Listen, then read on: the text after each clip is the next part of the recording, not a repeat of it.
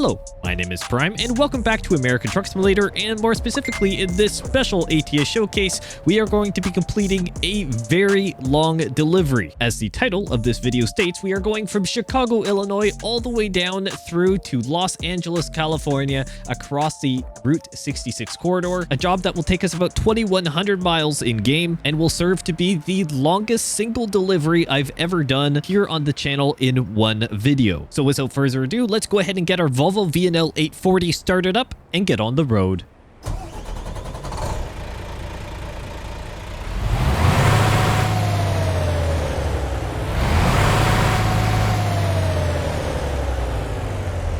Alright, let's get rolling. Hopefully everyone's doing well. I certainly am. And buckle in, my friends. We've got a long journey ahead of us. And of course, to complete this delivery today, as I just mentioned, we're using this Volvo 840, this flat top in this really nice configuration. I went all black on a lot of the accents, and then this brilliant red metallic color.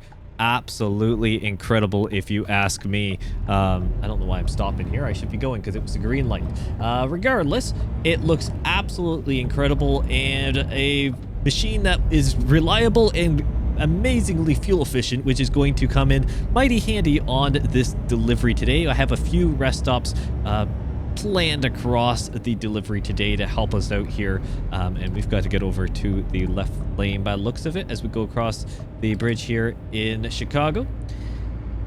Got a few stops planned as we go across, but we have lots to catch up on, so I've made plenty of notes for today's episode, and we are going to be discussing some of that through, and depending on how the talking points go, I'll probably do some just quiet cruising points as well, and then come back in with some commentary throughout. So just go ahead and keep an eye out on the timeline below, and also hopefully you enjoy this video, because again, it's going to be a bit of a longer one, and a bit of a longer one being, well, the longest one I've ever done in terms of a single video.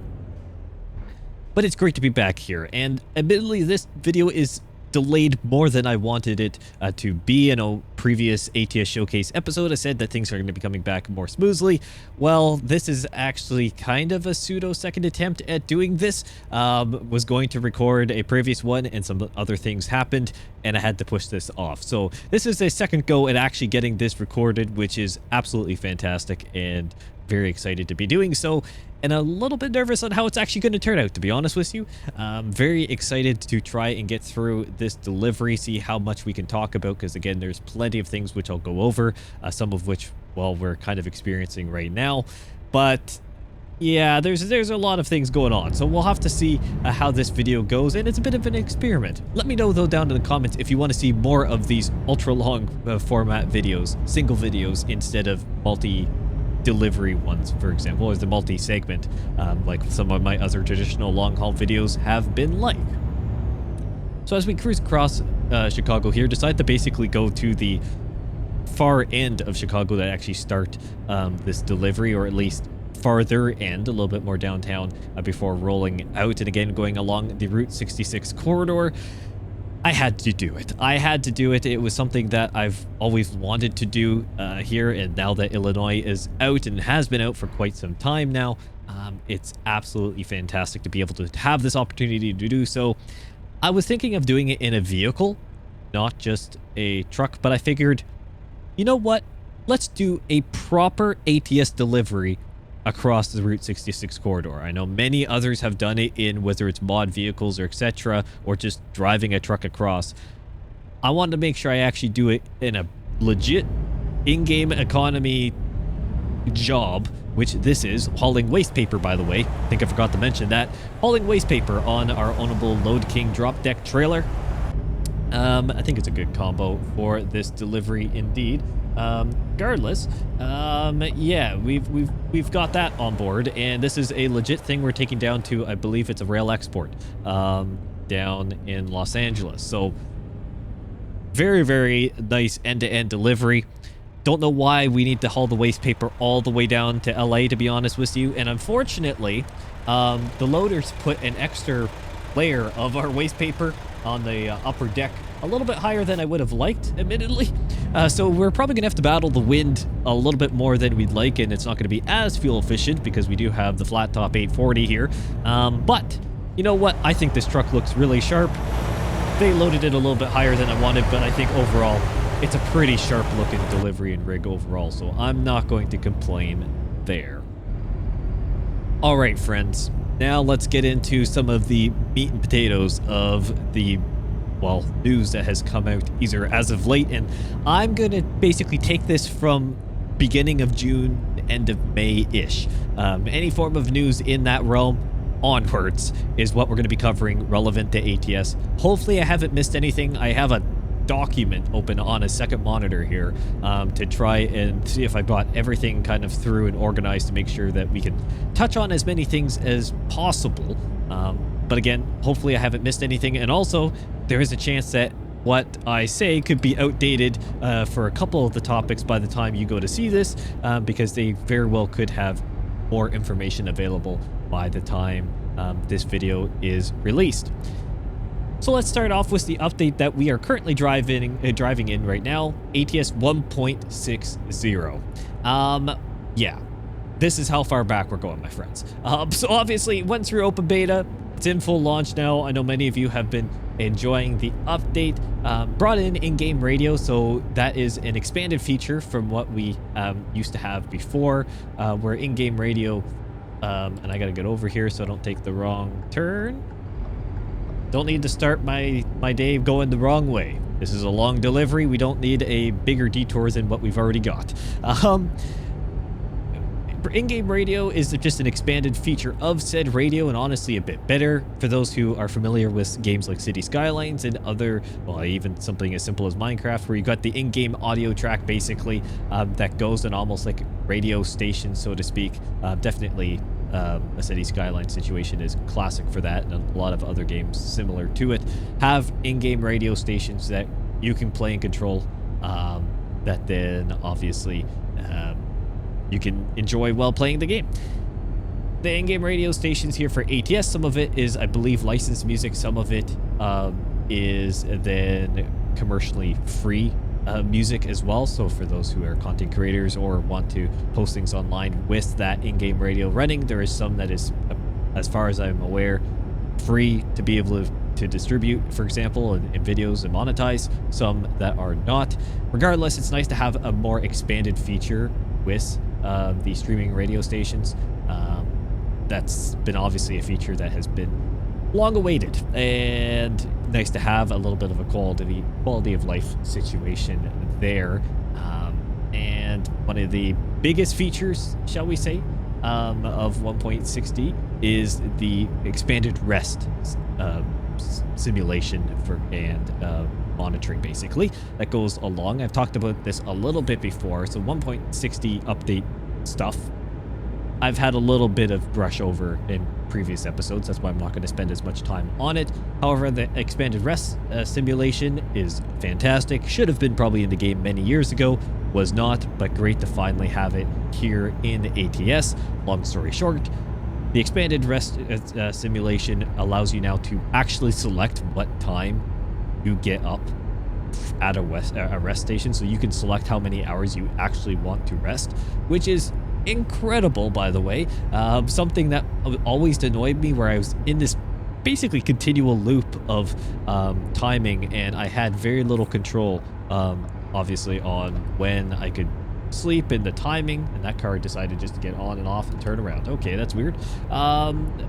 It's one of those, it's great to finally have it, to be able to actually select how long you sleep, so you can get up at a time that honestly works a little bit better for your delivery, and drive at some different times of the day, even a little bit better, and plan that out. But to coincide with that, there is now the mandatory rest periods and break intervals and so on that are part of the simulation as well. So it's not just basically you're running out of sleep time, getting tired. There's also some mandatory breaks and so on. If you want to have that, you can turn off all the mandatory break simulation as well as fatigue simulation, separate options in the game menu. So you can go through that and choose if you want to go full realism or pull back some features to, well, drive without having constant notifications, or at least not have to worry about that planning side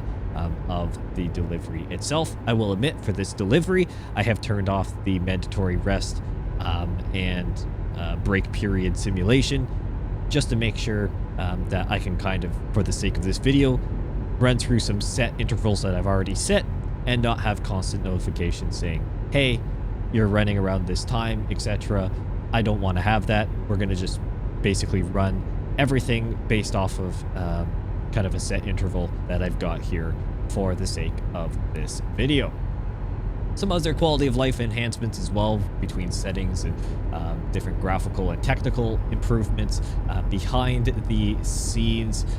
Just overall great updates, ultimately leading more towards console land, which is, some people will like it, some people will not. I like to see the games continue to update, and I also like the fact that SES Software is trying to bring some modern features to ATS. Yes, some of it is a little bit more towards the console development side of things, less than PC gaming. Is that really a negative? I don't know. There's been some ups and downs, maybe, shall we say, with the root advisor thing. However, part of the update in 1.60 also brought in some expanded options back for the root advisor and widget system. So ultimately, at this point, I can basically say the root advisor is back. It's just in the form of all these different widgets, and ultimately all of the different widgets are just, now you can simply basically put the root advisor back and you hit F3 and everything that you had on the root advisor can be now basically displayed at one time. So that's pretty decent. I'll take that, honestly, over some of the initial implementation, shall we say, of the widget system. So that's fantastic to see, and ultimately that was part of the 1.60 update as well. There's also a couple of paint jobs for Kenworth's trucks sprinkled in there as well, along with the player company specific custom paint jobs that you can now do as well. It was on ETS2 a little while ago. They made it so then the company profile companies, basically, in the game that you select whenever you're creating a new profile, they now have an actual in-game, well, paint job that you can associate with your truck. So if you want to just run a more company fleet type thing, based off of whatever company logo you select in the initial startup, so there's a big bus factory right there, you can go ahead and use that paint job, customize the colors, etc., and at least match more of the branding across your profile, which is really quite nice. Again, a feature similar to Rest and honestly Radio that should have been in the game probably a long time ago. It wasn't, but that's okay. We are here now. That's all that matters, let's be honest. It's finally made it, and it's great to finally have it here in ATS. So was 1.60 kind of wrapped up in that, because ultimately it has been out for a little bit now. I do apologize that I wasn't able to do first looks and so on it. You kind of just got it naturally throughout these videos. 1.61 is already out in experimental beta. And in fact, I think it was only 2 weeks after the release of 1.60 that 1.61 came out in experimental beta. Yeah, that was quick. A lot quicker than definitely I could keep up at that point because of, well, everything going on, that's for sure. But it's, yeah, great to have it. Great to have it indeed. Nice to see it. Pretty impressed by that, honestly, and everyone's getting over. I'm assuming this lane is maybe closing. Right lane ends. That would be it. Okay, well, I guess I should have stayed over here after all. That car is going a lot slower than I was expecting. It's all right, though. At least it's a light day for traffic out here, which reminds me, I should probably put the traffic mod enabled in my profile very soon. Oh, that lane is ending too. Well, I'm just not having any luck with my lane changes at this point. Let's go ahead and get over here to the right lane, so we're not hogging the passing lane. 1.61 is already out in experimental beta, and after this video, my plan is to actually check it out, because it's for testing, and assuming it's still open, by the way. I honestly haven't checked. The biggest feature of 1.61 is the multifunctional display, or the MFD. This feature, honestly, is really exciting. It's exciting in many ways, but the biggest one is that it is basically changing how the in-game dashboards of trucks work. And it allows us to actually have more control over the customization of the in-game truck dashboard. So, for example, what you see here in this Volvo, the digital dash displays, it will allow more customization, whether it's for navigation, sizing, and I know some of these features are already in the game through various settings, if you happen to keybind them.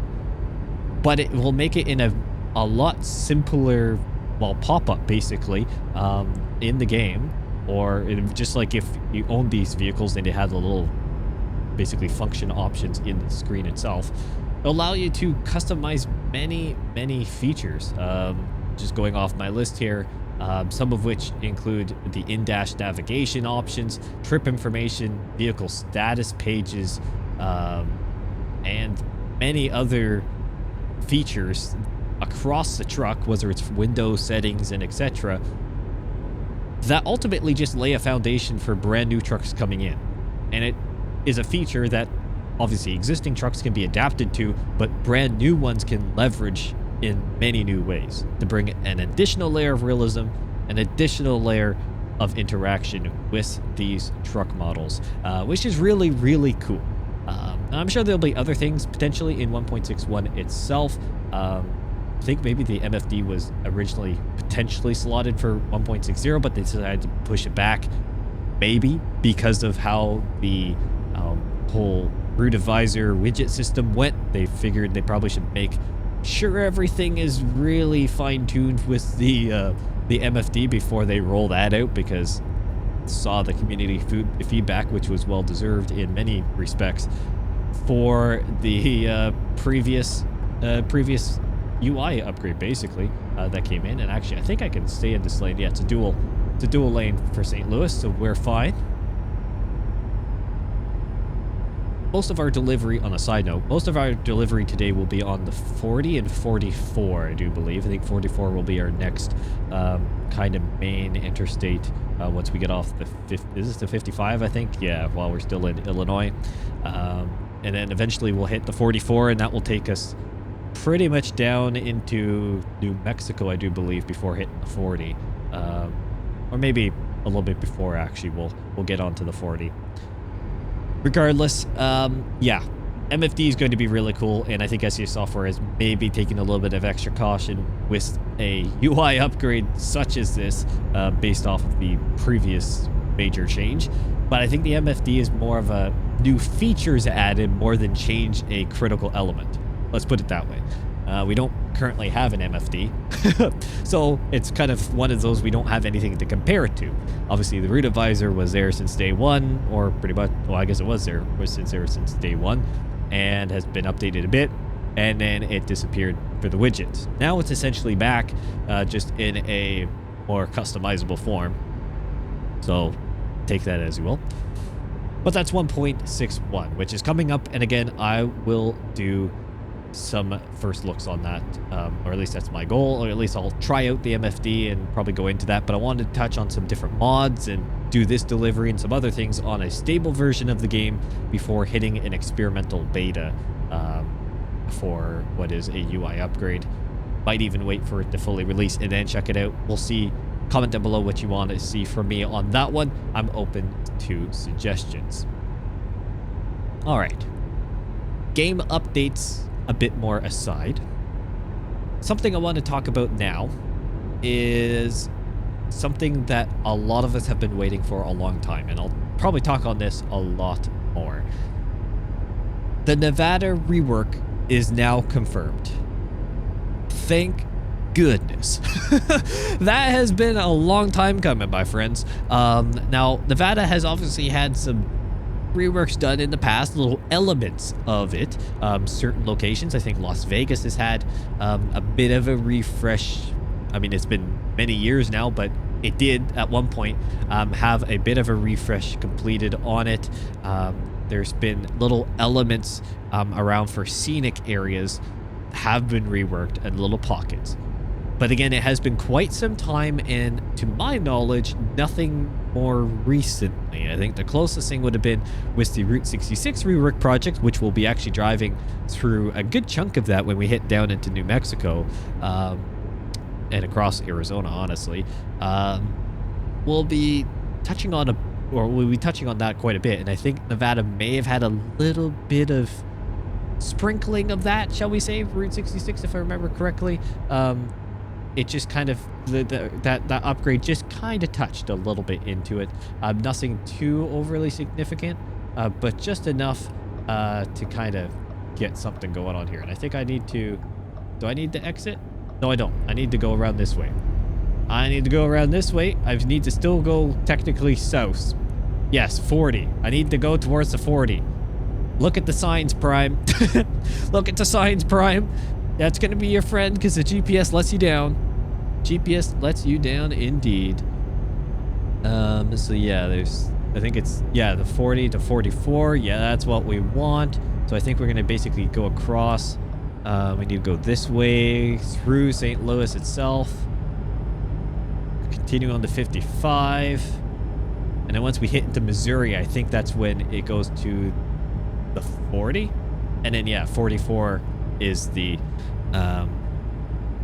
44 is down and then 40 across, I think is how that goes. Yes, I think so. I think so. We'll figure it out. Let's go with that. We'll figure it out. Do I have to get off here, actually? Fair point. I think I've got to go down and around. Looks like it. Yes, I do. Okay. Oh, yes, 44. Yeah. We're heading towards this way.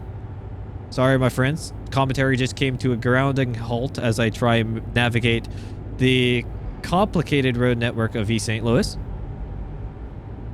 Because the last thing I want is to go the wrong way, technically heading towards Tulsa, which is good. Not going to Memphis today. Eventually we will, just not today. And I think with that we should be a little bit better to get back to what we were talking about. All right, so Nevada rework, finally. Okay, I think it's had a little bit of rework done in the past, if I remember correctly. If my prime brain can kick back into gear here, I think we've had a little bit done in the past with Nevada, but this is now the full-fledged rework of the state, similar to California, etc. This is the rework we know and love, the full redo, basically, of the state. So complete major overhaul. It's one of the oldest parts of the base map, right? So it's finally being updated to the current standards, which is absolutely amazing, because we know and love the current standards, and admittedly, the older standard, great, but it's past its time. Things have moved on a bit, and it's a pretty stark difference when you're driving, for example, across the old parts of Nevada into now the reworked California or other areas that haven't really been touched, or even some of the DLCs that have been out for quite some time now, but are still a higher quality than Nevada. So there is a pretty decent jump there, and you can tell. You can tell when you're there, hence why I generally, or at least as of more recently, been primarily driving in either the newly reworked areas or the brand new DLCs themselves, because ultimately you want to showcase some of the new content, etc. And as much as I love the old areas, graphically it lets it down. So I'm driving, say, this brand new Volvo, which looks absolutely incredible. The detail is amazing. The lighting as well, and some of the different recent updates has continue to improve, especially on the interior systems, etc., which I guess is also part of some of the updates that have come in recently. All of that goodness is stuff that we can now expect with Nevada. And oh, I can bypass the way station. That's good. And on the map side, at least, it doesn't stand out, and that's why I've been mainly on the newer areas, because it looks less disruptive or out of place when I'm driving a brand new truck through an area that at least looks like this. Looks high quality and overall very, very nice. So Nevada's finally going to get that treatment. So that's everything from reworked to rebuilt highways, expanded road networks, and this also includes apparently SCS Software is planning to have like the Fallon region will be expanded as well, and the US 95 additional stretches will be finally added across the state, which is good, which is really, really good. Important link that kind of was always cut off a little bit. So it's nice to have that in there too. Of course, the cities are getting rebuilt, ground up, or at very least redone in many respects. Again, those expanded networks will go to the metropolitan areas as far as I am aware. That's based off of what the blog post stated when I read it. Looks like that's on its way, which is very, very exciting. And of course, all sorts of brand new depots, whether that some potential new industries, but at very least some of the other industries and depots that have been expanded in some of the newer map expansions will start to make their way down into the rework as well, to help round out the supply chain, because some of the older areas had very limited depot types. So that will go for many, many types of custom depots as well. That's all going to be really, really good. Really exciting to see. Great to finally have Nevada on its way, because in terms of a rework, because I really want to head back down, honestly, to that area. The western coast, I know I've been, I don't want to say fully neglecting, but definitely putting a little bit more of a, well, halt on driving in that region as of late. Of course, a lot of the new DLCs, or all of them, are on the eastern side, so it does make sense to many degrees that I'd be on the eastern side of the map exploring what it has to offer, given that as of late, as previously mentioned, I haven't really been making as many videos as I'd like, with other situations going on. So I've had to basically put my priority on the eastern side of the map. I want to go back to the west, and I know I'll be going up and down California more too. I'd like to do basically a full west coast run again. Maybe that's another longer haul, not as long as this, but longer haul video you'd like to see. Let me know if you want to see me drive down the full west coast of the ATS map. I know that's something that potentially we'll talk about this with British Columbia. I'm sure that will happen in the future as well, given many things there. But yeah, it is a very, very exciting time here around American Truck Simulator. So many exciting things coming. I don't know when the Nevada reworking. Can we get over here? Sorry, cars. Dodge the needle. Thread the needle. I got a little distracted looking up at my my notes, and then all of a sudden there was a bunch of traffic in my way. Not ideal. Not ideal, to say the least. And we should probably try and get past this tanker here, because we've got a lot more speed than this guy, even up the hill. It's not an overly high horsepower Volvo, but we got a good transmission in it. Making our way, which is good. But again, let me know if you want to see a full West Coast run. That would be great. But Nevada coming is so exciting. I am so happy to see it finally get a rework. There's some other areas that should really get a rework as well. And I'm really excited to see how they shape up this state with the rework. I know as it stands, there's some landmarks in it, obviously, but I'm looking forward to see what they do. Do they fully rework Vegas again? Do they add new cities besides just updating the existing ones? I'd love to see what their full plan is. And now this has just been announced a little bit ago, so we'll get to know more news on Nevada.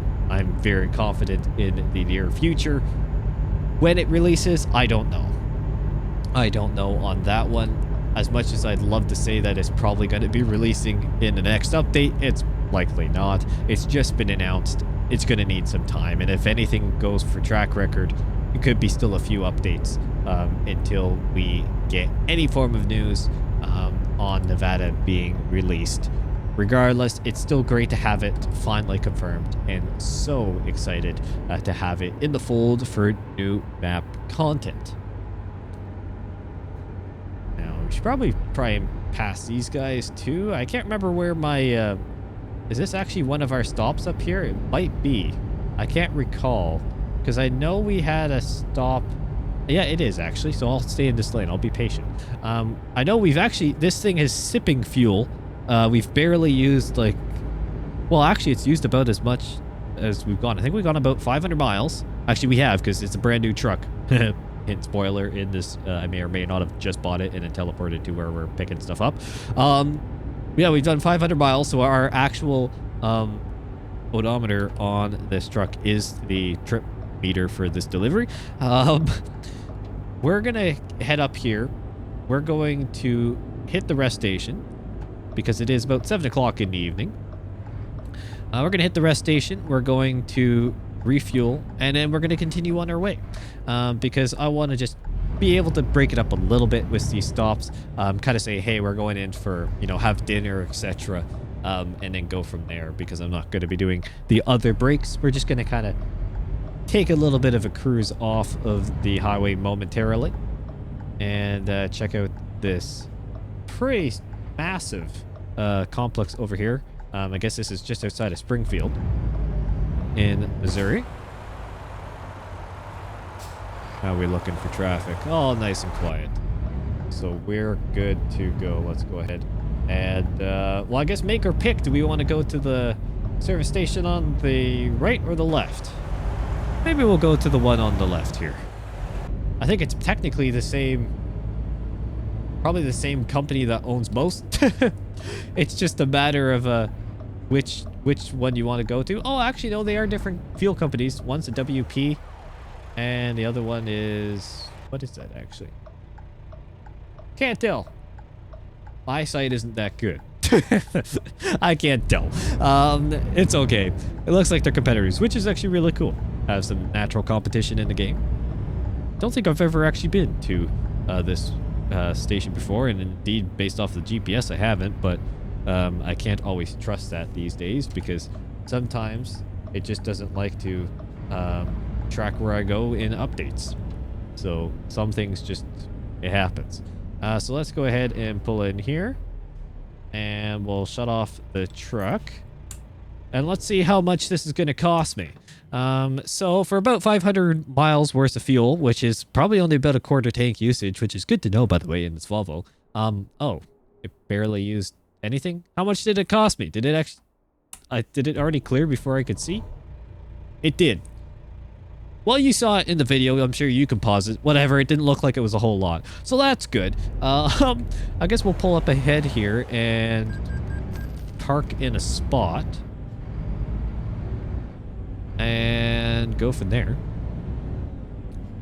We'll back into one of these locations maybe, or do we just drive through? Maybe we'll drive through, because, well, why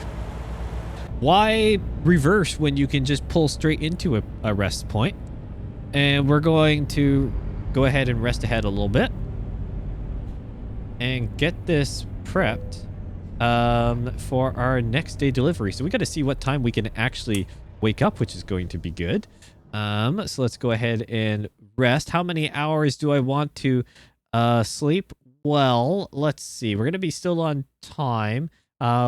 We'll rest till 5 a.m. You know what? That's fine by me. That is fine by me. We've got a nice 10-hour rest into us, which is going to be good.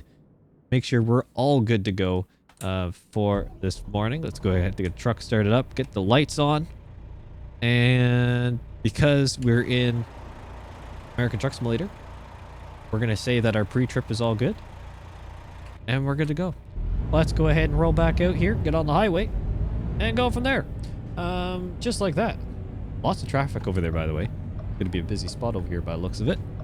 Let's go ahead and get rolling out of here. And when we get back on the highway, we'll continue on with some of the other map expansion news or map updates that are going to be coming here just very shortly, because we've got some very exciting news coming around the corner. Some that has been confirmed, some that is as far as confirmed as you can get. And that is going to be really exciting to dive into. And then we got some other things too, because it's a lot happens over these months whenever you're not able to talk about it as much, which again, I'll talk probably later in this video on that whole situation and how things are going to go moving forward. And yeah, we'll cross that bridge in the time to come, because we've still got many miles ahead of us. Many miles indeed. It's a nice quiet morning here. Well, I said quiet. There was lots of trucks getting off at the entrance behind us, but this is... the lighting is so good in this game. Look at that sunrise behind us to the east. So good. I know we're driving west, so we'll obviously get some sunsets, and my hope is that for our next stop, we'll be driving into the sunset a little bit more. I know we kind of stopped a little bit early ish on the one right here, but it looks so good. The lighting in this game, the whole game overall, if you think about where American Truck Simulator has started versus where it is now, absolutely incredible. Incredible indeed. All right, let's talk about the map DLCs, because there is, well, technically 4 to talk about now, which is very exciting. So let's start about with Indiana. The Indiana DLC is finally confirmed for American Truck Simulator, and now it was confirmed a little bit ago. I will admit that. Okay, that car is actually just going on the exit, so whatever. Indiana DLC is coming to American Truck Simulator, and based off of what I can tell, it's likely coming after British Columbia. That's what I'm going to say it as. That's the sort of order we're running at right now. We've got South Dakota coming up. That's supposedly the next DLC. Then we would have British Columbia if we're going in order of announcements. Then Indiana. And then another DLC. But circling back to Indiana, obviously over the last little bit, we've had the confirmation, which is absolutely amazing. And I think that's pretty much about it from what I could find. Really just showcasing some of the initial looks of the state itself, continuing to push off east, which honestly was a little bit surprising. I'll be honest, when Indiana got announced for after BC again, because there was a hole created, and there really still is, in the northern central section of the map. It was surprising to see Indiana, but really exciting to see some of the links that are going to be happening. And honestly, my thought is, are we going to be getting another Canadian province very soon as SCS Software keeps pushing east across on the, what's seemingly the northeast kind of route of the USA, bordering Canada? So I'm wondering if we're going to start getting into some of the other major Canadian provinces towards the eastern side before some of the other western ones or central ones. I guess we'll have to wait and see on that one. But Indiana is confirmed. Absolutely fantastic. Great to see. Great to see that we're finally having it confirmed as well. That Midwest scenery is always really nice to see, and great to finally have it confirmed as I drift across, because I may or may not be looking at my notes. But again, just very early previews on Indiana.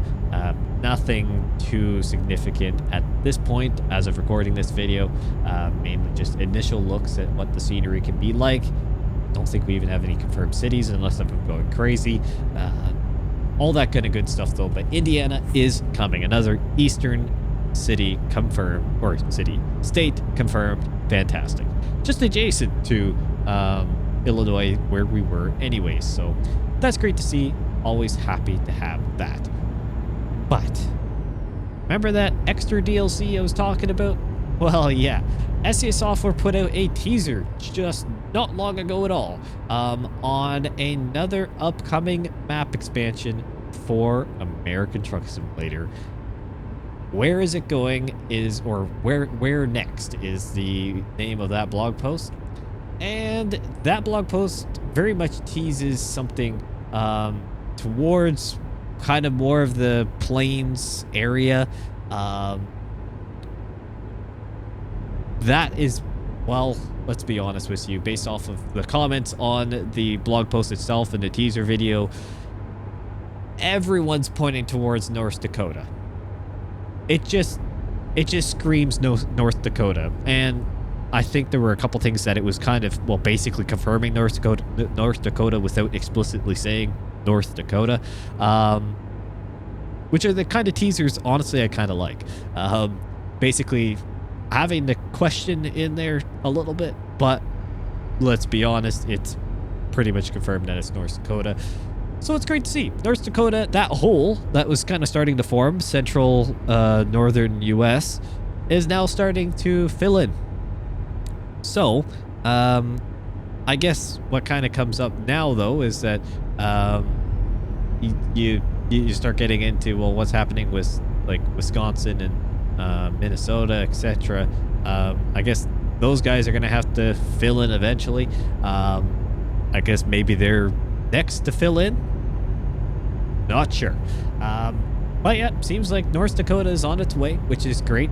Wish it would have come in with South Dakota if they would have done a Dakota's bundle. We can live and dream. I know we've talked about that for many, many years now, but obviously never came to fruition. Love to see a bundle eventually here as we continue to push east at very least. My goodness. They do it all the time over in Europe with multiple countries and have some pretty stinking big map expansions. Think of Nordic Horizons. It had, what, 3-4 countries technically? Well, 3 countries involved. Like 40-some cities. A massive DLC. Of course, a big undertaking, but massive DLC. Why can't you do Paul, rip the name off from the ATS one. Going East. Use Going East for the ATS side of things and knock out a few states. I get there's a business standpoint. The more individual states you do, the more revenue they can get. I get it. But I'd love to see at least a couple bundles, especially as some of these states, as we move east, get a lot smaller. You lose some of the argument. Oh, we're on a toll road. Oh yeah, I forgot the 44 is technically... Oh yeah, we're on the turnpike. Yeah, forgot about that. Oh well, a little extra cost. It's all good. I hope as we get to some of the smaller states, we'll finally get to see something to kind of roll out and be a little bit more, well, bundled. To no word of a lie there. Just have something properly bundled so we don't have all these little individual states, because my concern is like around, well, New York State is a decent size, but what are you going to do with like Rhode Island and some of those guys? Are you actually going to put all of those little ones, like Connecticut, like are you going to put all of those guys in a single DLC on their own, like each individual DLC for each individual state, or are you going to start bundling those ones together? I don't know. I really don't know. Like, for example, are they going to do a Washington DC DLC? I sure hope not. I'm going to be honest, I sure hope not. It's just, I don't know.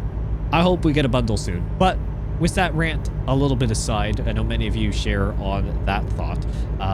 The fact that we have North Dakota here and confirmed, well, I shouldn't say confirmed, is here basically, teased. North Dakota is teased, not confirmed as of recording this video, but essentially confirmed because of what the teaser was like. That's great to see. Great to see that filling in and not having this massive hole be generated in that northern section of the map. And of course, it opens then the door to go into Canada a bit more too. which as a Canadian, very happy to see, to be honest with you, to be able to finally have some Canadian provinces and territories potentially on the books. Obviously, we have British Columbia confirmed, which I'll talk about very shortly. And yeah, I'd love to see more. I'd love to see more in that interconnectability between, or interconnectivity. That's the word I'm looking for. I'd love to see that more between, obviously, the US and Canada, because in the game, because it's very much true in real life, regardless of political landscapes, we're neighbors. We have a lot of land crossings. A lot of trade goes back and forth. It's a vital link, and it's one that I want to see in American Truck Simulator as well. Because at the end of the day, it's called American Truck Simulator from SES Software for all of the Americas, or at least North America. That was their plan from what I remember a long time ago, CEOs talking about. So overall, very exciting to see that seemingly North Dakota is on the horizon. Again, that would likely be after British Columbia. Well, actually, after Indiana, sorry. That would be after Indiana, wouldn't it?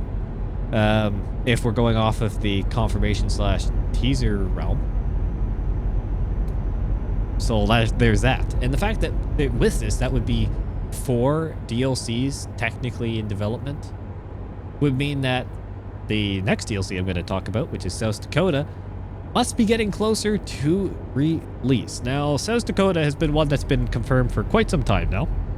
Admittedly, it's been out for a bit in terms of the news expansions. And so there's been some...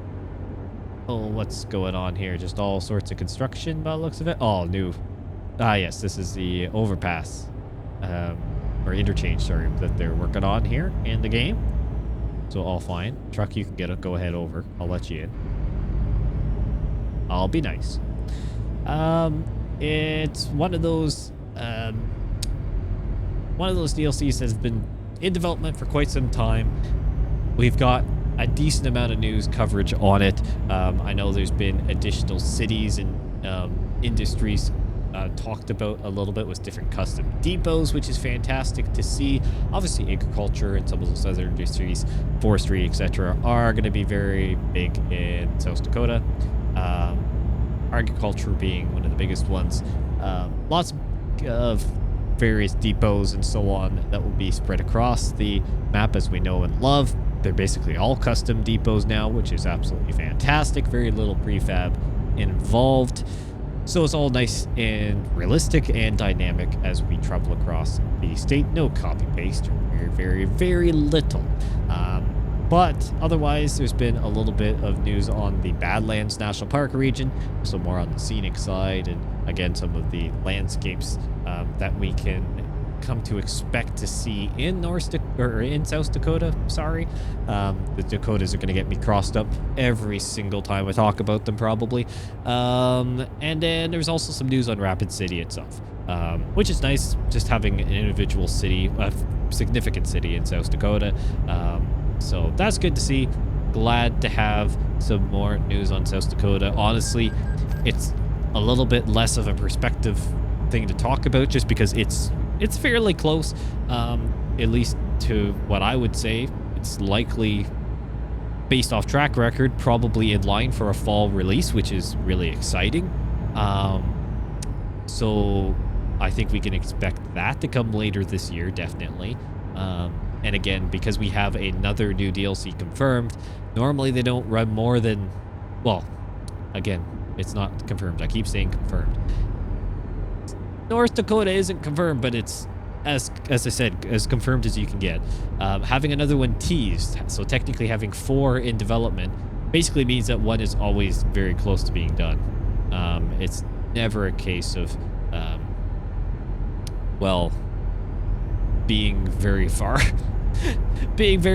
away from development or from being finished and having another one confirmed. It's always very, very near to completion, in which they get another confirmation on the roll. So again, I think South Dakota is coming very soon. Comment down below what you think. I think South Dakota could be a fall release, most definitely.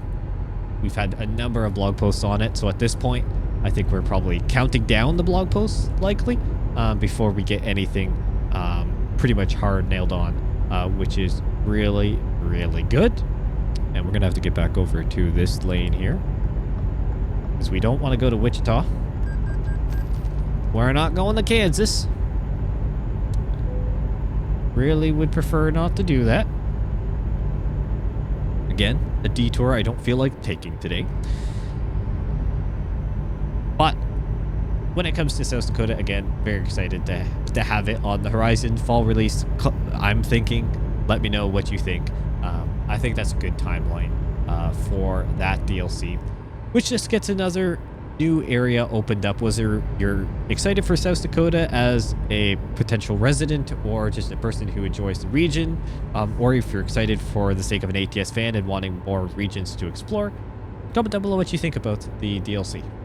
I'd like to know your thoughts.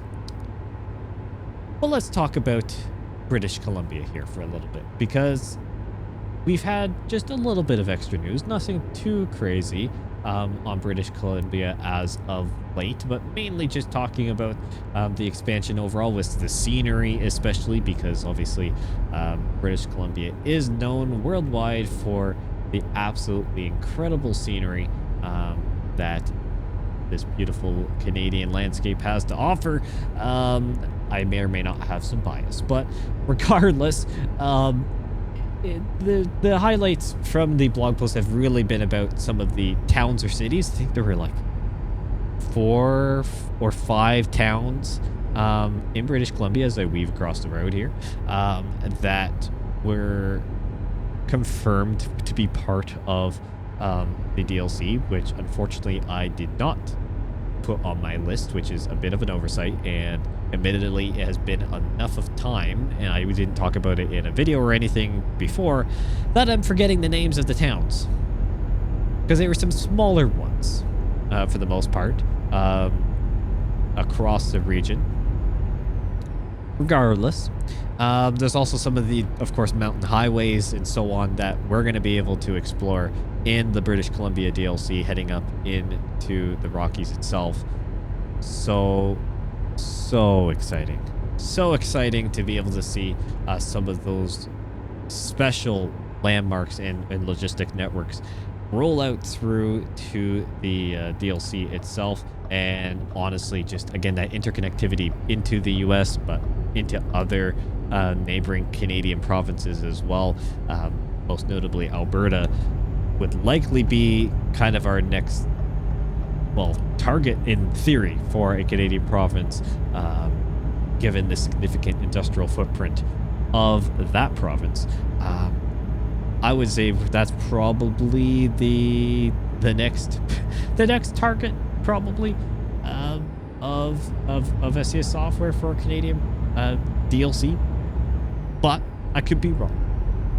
Either way, British Columbia is so exciting to have coming. Again, as a Canadian, I again have some bias, but I think it's going to be very exciting to see a different country involved in American Truck Simulator, to truly make the vision of having American Truck Simulator be more than just a USA truck simulator come to fruition. I know SES Software has talked about that for many years, that they didn't call it USA Truck Simulator for a reason. They called it American because American does not mean USA by definition.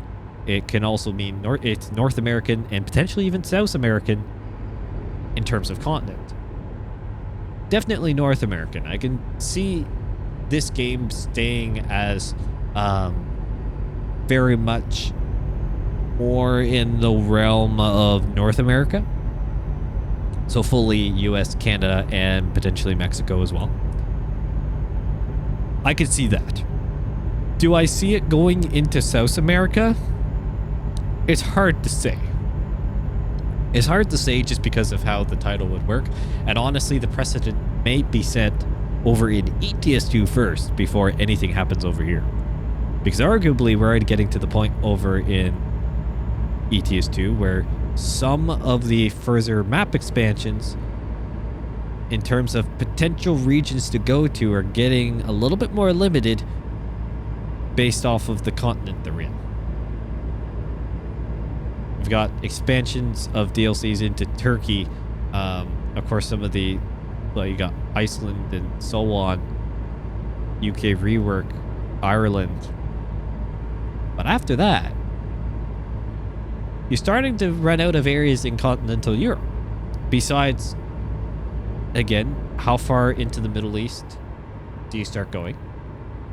How far eventually into Russia do you go before you start hitting into Asian territory? How far do you try and wrap around into Africa? All valid questions that need to be answered. And the precedents will probably be set over there before it happens over here in American Truck Simulator. So that's good in some ways. So we'll get an idea, basically, eventually, what in the world's going on. And we're going to just try and overtake someone while the cop does me first. That's kind of awkward. Anyways, it's gonna be good to see what happens basically over in ETS2, to see what will likely happen here in ATS on that front. Again, comment down below what you think about that whole game expansion long term. I want to know your thoughts. It's definitely something that intrigues me to see the potential to have, well, significant expansion in the games, and be able to choose where you start across, well, completely different regions. Like, for example, you could start in like your profile, you could start in Canada and build out from there. You could start in the US and build out from there. You could start in Mexico, you could build up from there. You could eventually, if they wanted to bring in South America, you could start in South America and expand from there. Now, the only thing is that I don't see it going to South America, mainly just because a lot of the trucks in South America, unless if I'm forgetting things, are cab overs. So basically, South America runs more European truck styling anyways, if I remember correctly. So really, it's North America that would have the more valid reason for this expansion, I feel. That's what I feel. Again, as I said multiple times, comment down below. You're going to have a lot to comment in this video, my friends. Lots of talking points. Lots of talking points indeed. But again, just in summary, great to see British Columbia getting more and more attention as it, I guess, does technically draw closer to its completion, but it's still early days for it, let's be honest. It has been confirmed for a bit now, but it's still heavy in development, and a lot of new things are coming and will be announced for it in the coming weeks, months, and so on. Hopefully it's not years, but we never know, unfortunately. Just cough, cough, look at the Heart of Russia situation. Don't think anything's going to go wrong there. I don't think we've got the same risk, political and geographical risk, shall we say, than the Russian to European counterpart of the story. But it's still a chance. It's still a chance. So can't say anything one way or another, but let's be honest, it'll probably be more just months than anything else. And now, let's talk about Project Road Trip, my friends. A feature that we're starting to get more and more news on.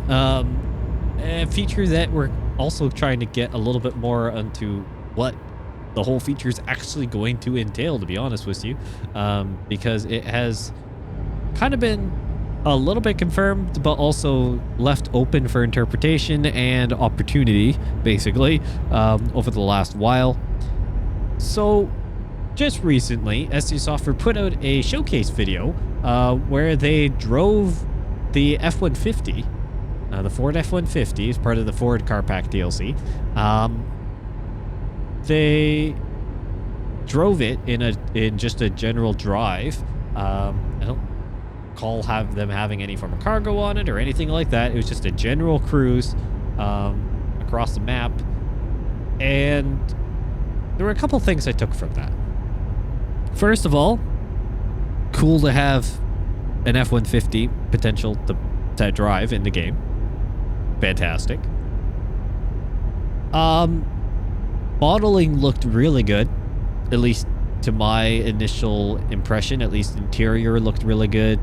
Yeah, it's all digital display now, but that's what you get with a lot of cars. It's just the way it is. Look at this truck, for example. Everything is digital up and down it. Don't have the mirrors digital though, but that's about it in this configuration. Everything else though is digital. The interior of that F-150 looked good. Exterior looked good. I'll be honest, engine sounds lackluster. Very much underwhelming. To me at least. I think a lot of you had that agreement where it basically sounds like any other general, it sounds bad, but any other general kind of car mod for ATS or ETS2 as we've known it, where they try and get it close, but just the sound engine of this game is designed for trucks. To the point that I heard, and I think many of you heard, air brake noises while the pickup truck was driving, and particularly on the brakes and so on, or with parking brake, etc. Like there were air braking system noises. Not ideal. Not ideal to say the least. I would argue that that's a pretty big flag to say, we probably shouldn't release this teaser yet, or this showcase, when one of the main features of driving these vehicles, besides just driving the vehicles, is going to be the sound and the handling dynamics of them. I know they're working on some different handling dynamics for the suspension, and that has been already kind of implemented where there's more independent stuff, so more flex in the chassis and the suspension itself, so it's more realistic and all this stuff. But come on, we gotta get the engine sounds right too, right? The engine sounds are going to be one of the most crucial elements of the whole car pack DLCs, especially the muscle cars. Like the F-150 is one thing, right? Great truck. There are going to be some different options for engines, chassis, I think, whatever. It's great truck. It's got some iconic sounds to it. Great. But the Charger, the classic Charger, the Mustang, like the Crown Vic even. I think even potentially the Viper might even be involved in this somewhere along the ways. On the Dodge car pack, because there's the Dodge and Ford car pack confirmed right now. There's going to be more to come if everything goes to plan. But there's at least those two to be confirmed right off the bat. So those iconic sounds of especially the muscle cars, if they do not nail those and get the engine sounds dialed in for a V8, American V8, what in the world is going to happen? I feel like there's not going to be a whole lot of sales on this, and that is my concern for them, because let's be honest, the engine sounds have gotten a lot better in default American Truck Simulator and Euro Truck Simulator content. I will give full credit to that. For example, this Volvo. Technically, I am actually running an engine and transmission compilation mod today. Forgot to mention that earlier. I am running that mod. It is enabled in this truck. Doesn't do too much to this one just because the engine sounds are actually half decent. But it does do a little bit of sound tweaking along the way. We run mods like this and I showcase them so frequently because they're incredibly popular and because there's so many great engine sounds because people want to change them. There's a reason why they exist and are so popular. So, as unfortunate as it is, for people to buy the car packs, and I think maybe you can comment down below again and let me know on this if you agree. isn't the engine sounds going to be a pretty big feature in if you're actually going to buy these DLCs, these car packs? Because as of right now, Road Trip seems like it is going to be very much a scenic cruiser, maybe do some little deliveries with like a pickup truck, for example, a little hot shot trucking sort of thing. Hopefully that's what could happen. But if not, it's basically just having vehicles available to drive in American Truck Simulator, open up a different market for driving in the map. That's kind of the extent of that. So if you don't have great engine sounds to pair with it, are the car DLCs going to be actually worth the cost? Which we don't know what the cost is, I'll be honest. Don't know what the cost is at this point for those DLCs. It may not be atrocious. But you never know. You honestly never know. And if the Charger has air brake sounds coming from it when it goes to release the Dodge pack, what are we going to do?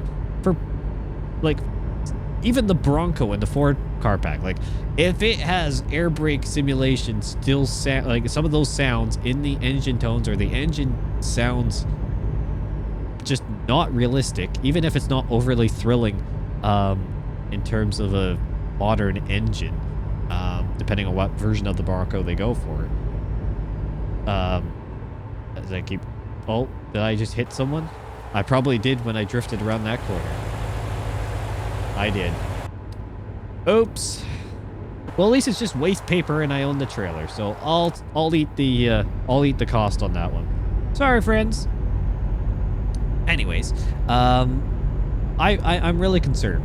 I'm actually pretty concerned as we enter into New Mexico.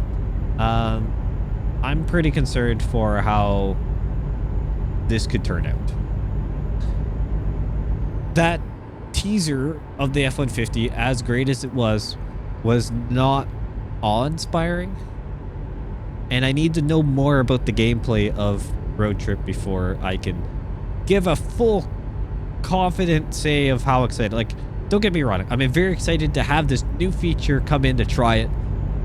I'm so excited to finally have like base vehicles in the game. I'm sure it will make life a lot easier for modders, but to have some, at least the physics or designs already there that they can work with. But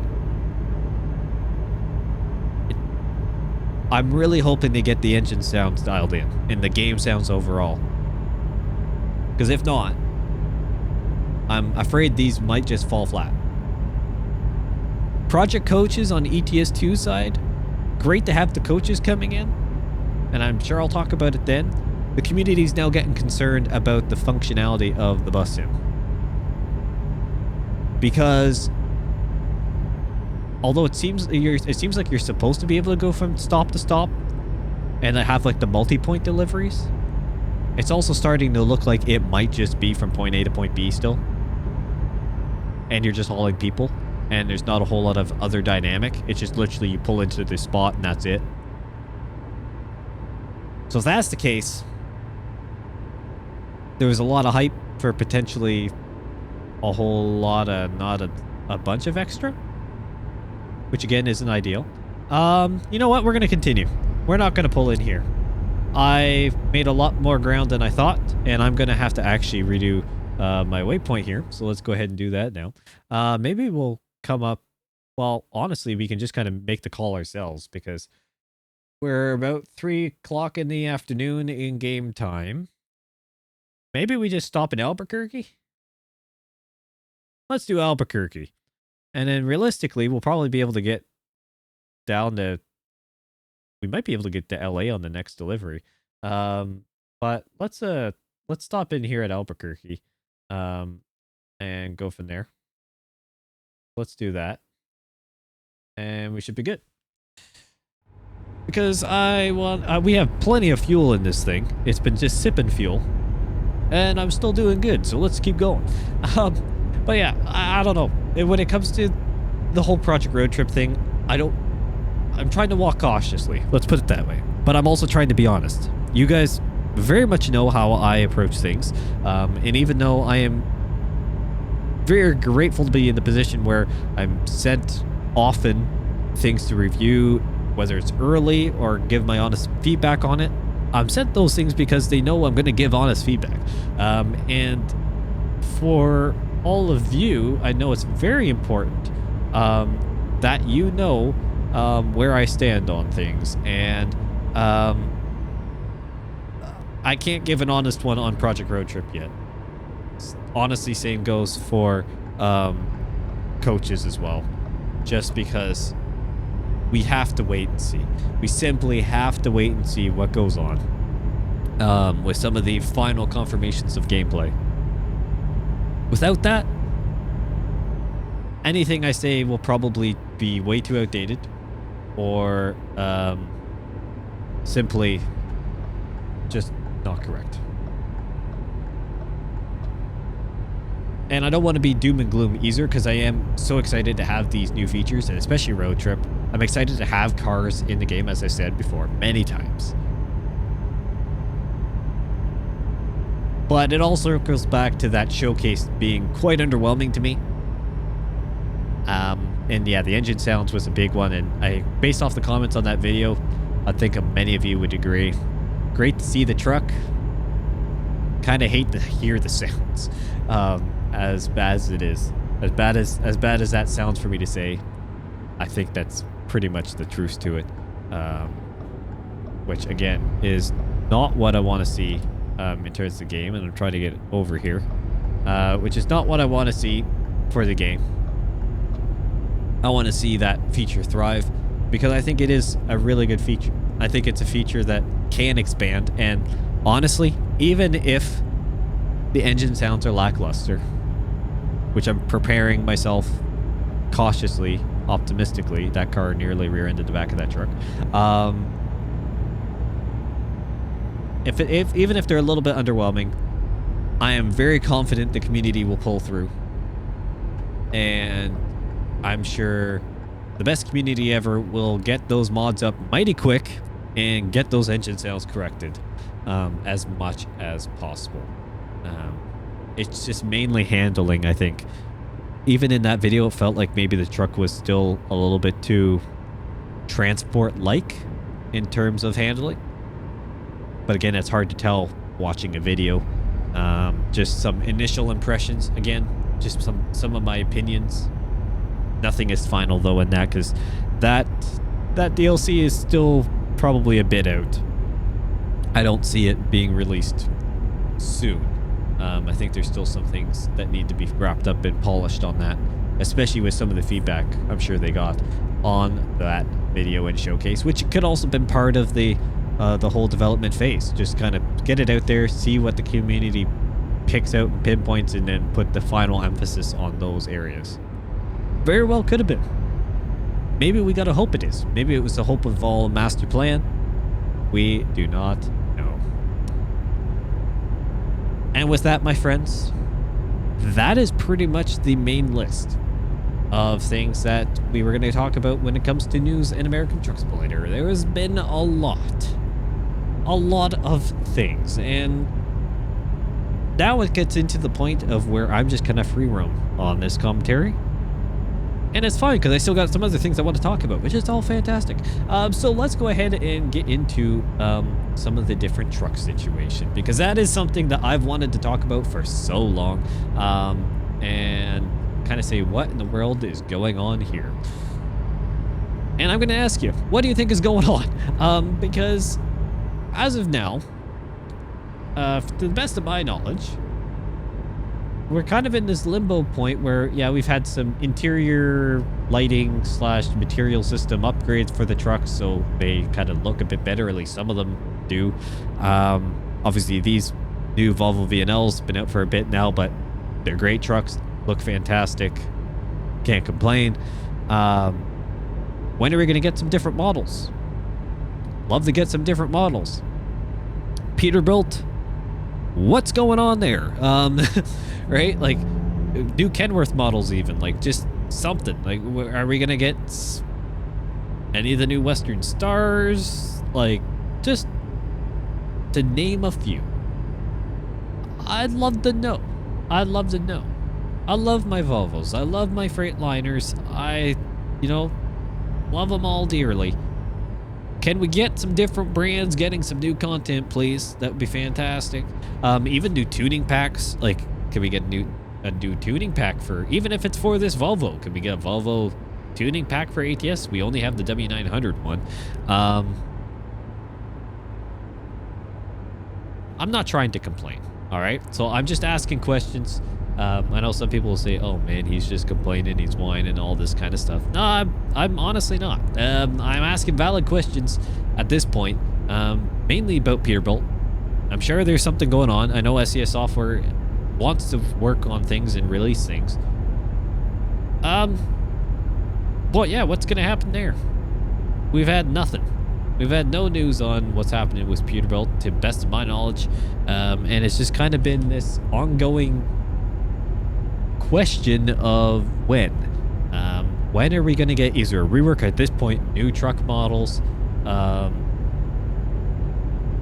they still working on stuff for them, or has negotiations with the company fully stalled out, but yet they're fine with Kenworth for the most part?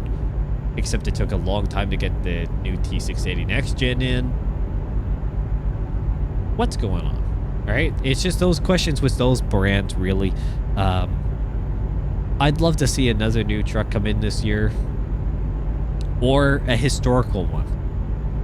Honestly, just another model. I'd be happy. Have some extra variety in the game. That'd be great. That would be great. Just simply put. Would love to see some other ones come in. Because the quality of the trucks as of late have been so incredible that I'm happy to have those ones come in, because they turn out really great. Yeah, even if the sounds aren't always up to the level that I think much of the community would love, compared to especially what a lot of the modders are able to do. It's definitely one of those, well, the models are fantastic and honestly arguably better than some of the mods in many respects. So yeah, I honestly don't know, friends. I really don't know. I wish I did. I'm just hoping for the best at this point. Hoping for the best in terms of the in terms of how things go on that front with the trucks, especially Peterbilt and Kenworth. Peterbilt specifically. That whole situation is kind of, I'm just going to try and be patient. I think many of us have to at this point. Kind of trust that something will happen. Whenever something happens, who knows? But we gotta just hope that something does happen sooner than later. We gotta exit here because we'll be going through Albuquerque itself to the far side, I guess, to be able to technically go to the rest station, which is exciting. Get some food, rest up, and get some extra fuel to make sure we can make it for the rest of our delivery, because we might be able to do this in the final stage here, which would be great. And I guess we're also checking out the newly reworked Albuquerque as part of the previously talked about Route 66 rework that I briefly mentioned. So that's cool. Looks really good. Love the details around here. So many details in the city.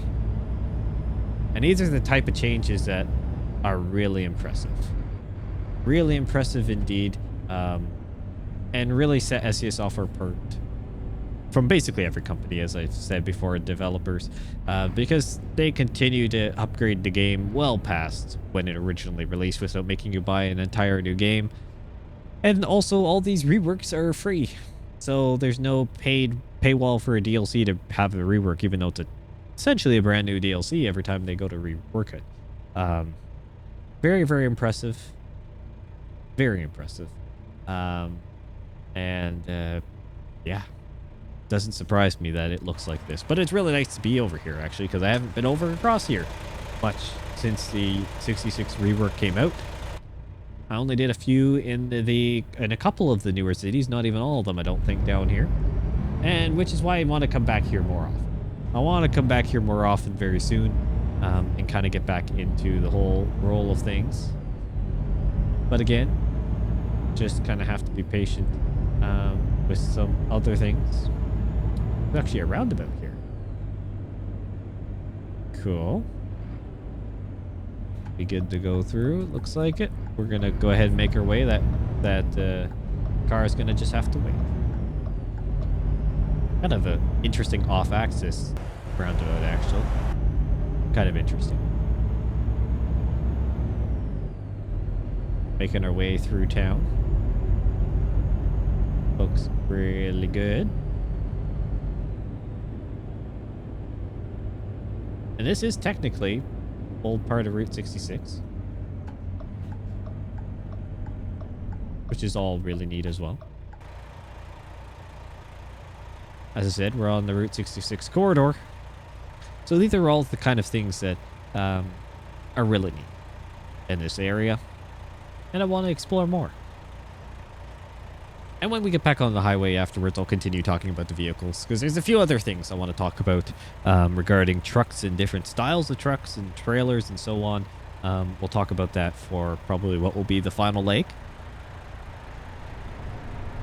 Because there's quite a bit.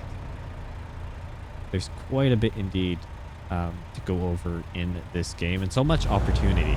And I think that's what at times can either frustrate or disappoint the community a little bit, is that there's so much opportunity for the game to have all these amazing features and so on. And there's so much talk about it, even from SEO software, and then it's where's the final action? For the most part, they're very good with following through on the things that they'd like to see, you know, whether it's in community streams or something like that with some different ideas, etc. They're very good with trying to at least try it and go through and whatever.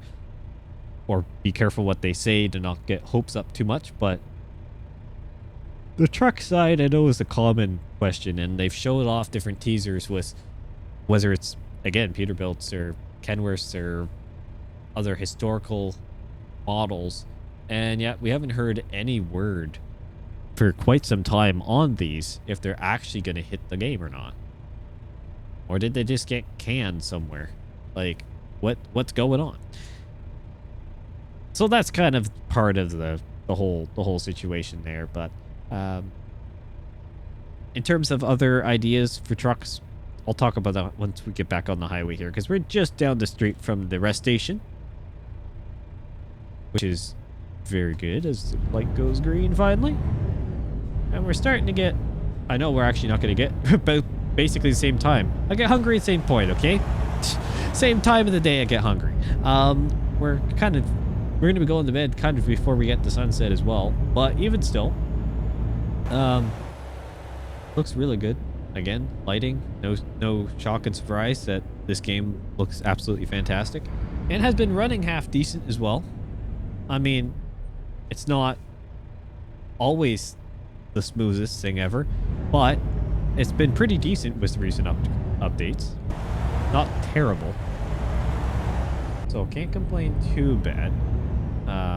I do have to still dial in a couple settings, I think, that have ever so slightly changed, probably quality-wise, since the recent updates, just because of new, again, material systems, etc. There's been some new demands put on systems.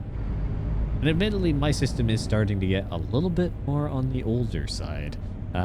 So yeah, it could probably do with some much needed updating in a couple departments. But it still works. And it serves me well to this day. So it's one of those, is it worth the change cost-wise for the quality improvement that could happen? At this point, probably not. But yeah, I think it's getting close to the point of probably should start looking into some new options, which is also exciting. Because it's been many years now. This thing has served me well. But there's always a time There's always a time indeed. So let's go ahead and pull in here. The truck entrance.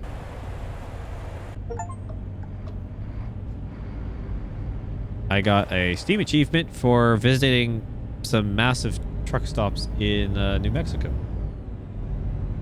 So I guess I've hit basically all of them, is what I'm going to expect. And actually, I should probably maybe rest up before, and I'll get fuel afterwards. Just because of where it's located. So let's go ahead and pull over here. And we're going to just try and reverse nice and straight into the back, into one of these spots. Well, of course, I didn't really, I didn't really give myself a great option to, park in a spot where I could do a non-blind side. There we go. Let's do this. Yeah, the head trackings can... If you could stay over there, that'd be great, lad. Okay, we're going to have to just kind of run mirrors, and I'm going to shift over here. Because I am nowhere close to being centered in this spot. But I am going to not let the hope of getting this done quickly take over for pride. Because I want to at least have a decent reverse. Oh my word, I'm messing this up greatly. I actually really need to get used to reversing with this head tracking now. It's a little odd because it's unlike anything in real life, obviously, where your perspective can change. It's a little bit the whole your head is turning but your eyes are not going anywhere can actually throw me off quite a bit. And I think I'm just going to kind of back up here and call that good enough. Actually, that's actually pretty half decent. You know what? It's not bad. Oh, that's perfectly fine. Well, I can live with that. So let's go ahead and shut off the truck and sleep again. So it's going to go to 4 a.m. You know what? We're going to do a nice big 12-hour rest. We're going to just basically... Actually, you know what? Let's bump that a little bit more. We're going to do a nice 8 or a 14-hour rest. We're going to say that we basically go in, eat, chill out for a bit, and then go to bed. That's what we're going to do. So we're going to do a nice big rest time, and it sounds like it's raining. But it's sunny. Okay. I'll take that. So let's go ahead and get this started up. My headlights are still on for some reason. I forgot to do that. That's kind of embarrassing. So let's go ahead and I guess get going here, and we'll put that on first intermittent, which might also be rain sensing. Unsure, actually. Saying that, we're going to be stopping over here to get fuel. So maybe it's not that big of a deal. It might be fine. It's kind of one of those classic days where you get some rain and then it's just get some rain and then nice and sunny though in the background.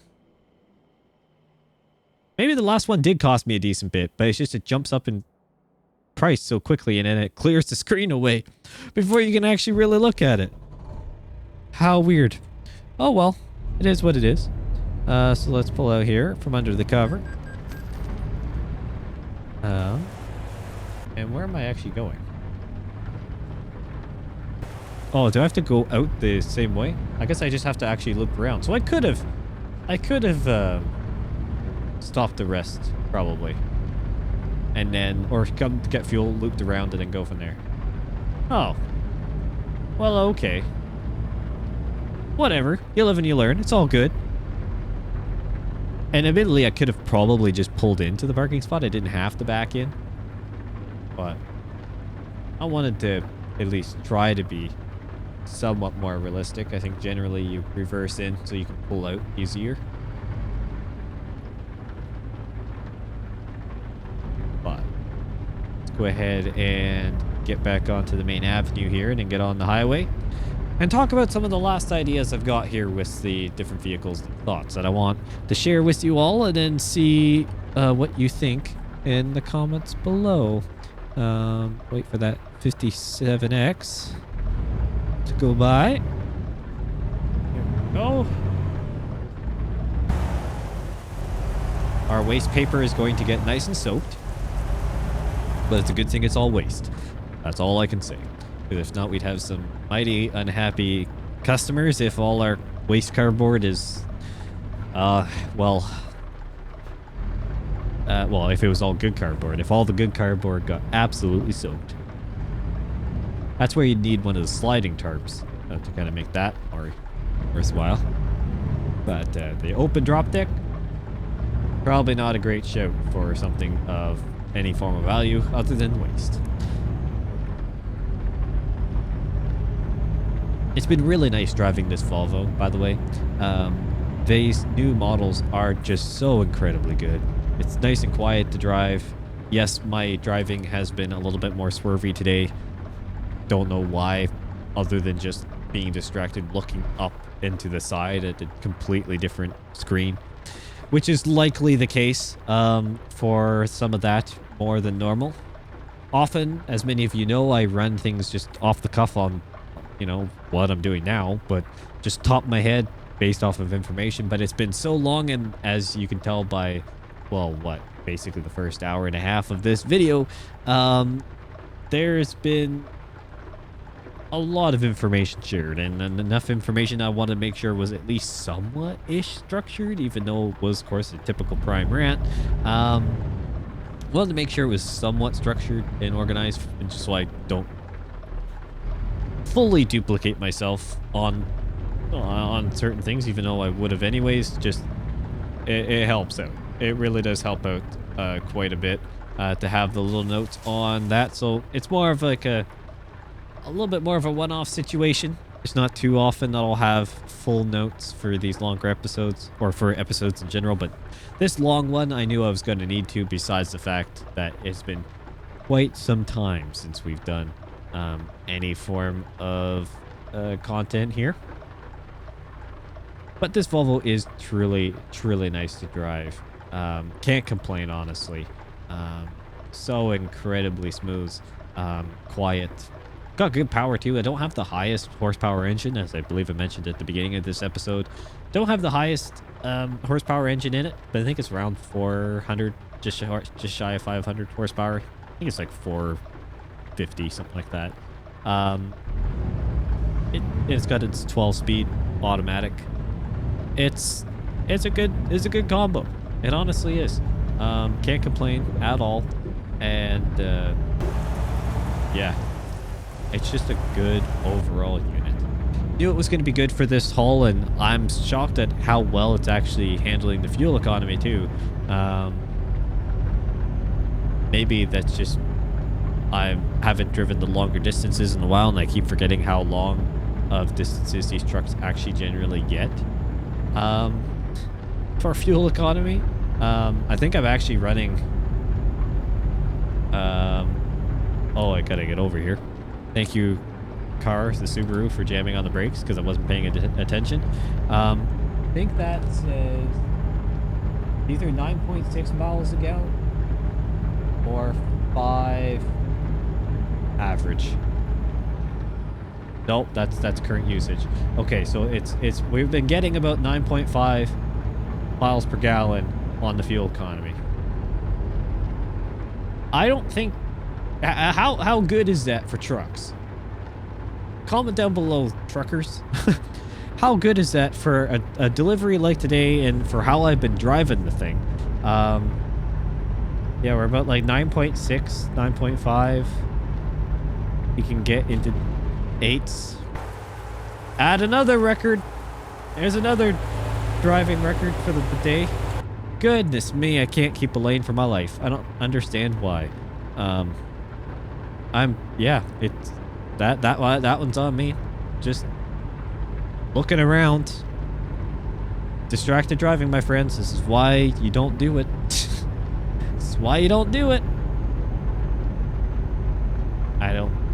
The funny thing is that I've never had any issues in real life with this, but there is something a little different about like in a simulator like this, and the weight of my current wheel, and admittedly, it's been getting harder.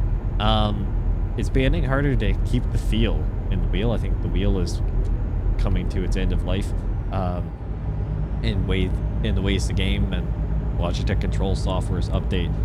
It's lost a lot of the force feedback feel, even though I crank it up. So it does make it a little bit hard to keep the weight, and then all of a sudden it will just do like a bigger jolt. So I feel like we're starting to maybe hit the end of the road here with this one. And I know before I've had connection issues with it. Today, surprisingly, it's been fine. I'm not trying to pass the blame, don't get me wrong. A lot of this has been just distracted because I've been looking at other screens and etc. It's just the way it goes, and I have to get a little bit of rest off. But there is an element of, yeah, I think based off of sensitivity and how much things move, I gotta either check settings again on many realms, or just simply look for an upgrade at this point. And I could see maybe the wheel and controls being done before anything with the computer, just because of how important it is for inputs, and the fact that, well, everything is still running pretty good here in terms of the game itself. So yeah, could be some exciting things coming there too. Won't give too many things away yet, but lots to look out and look forward to.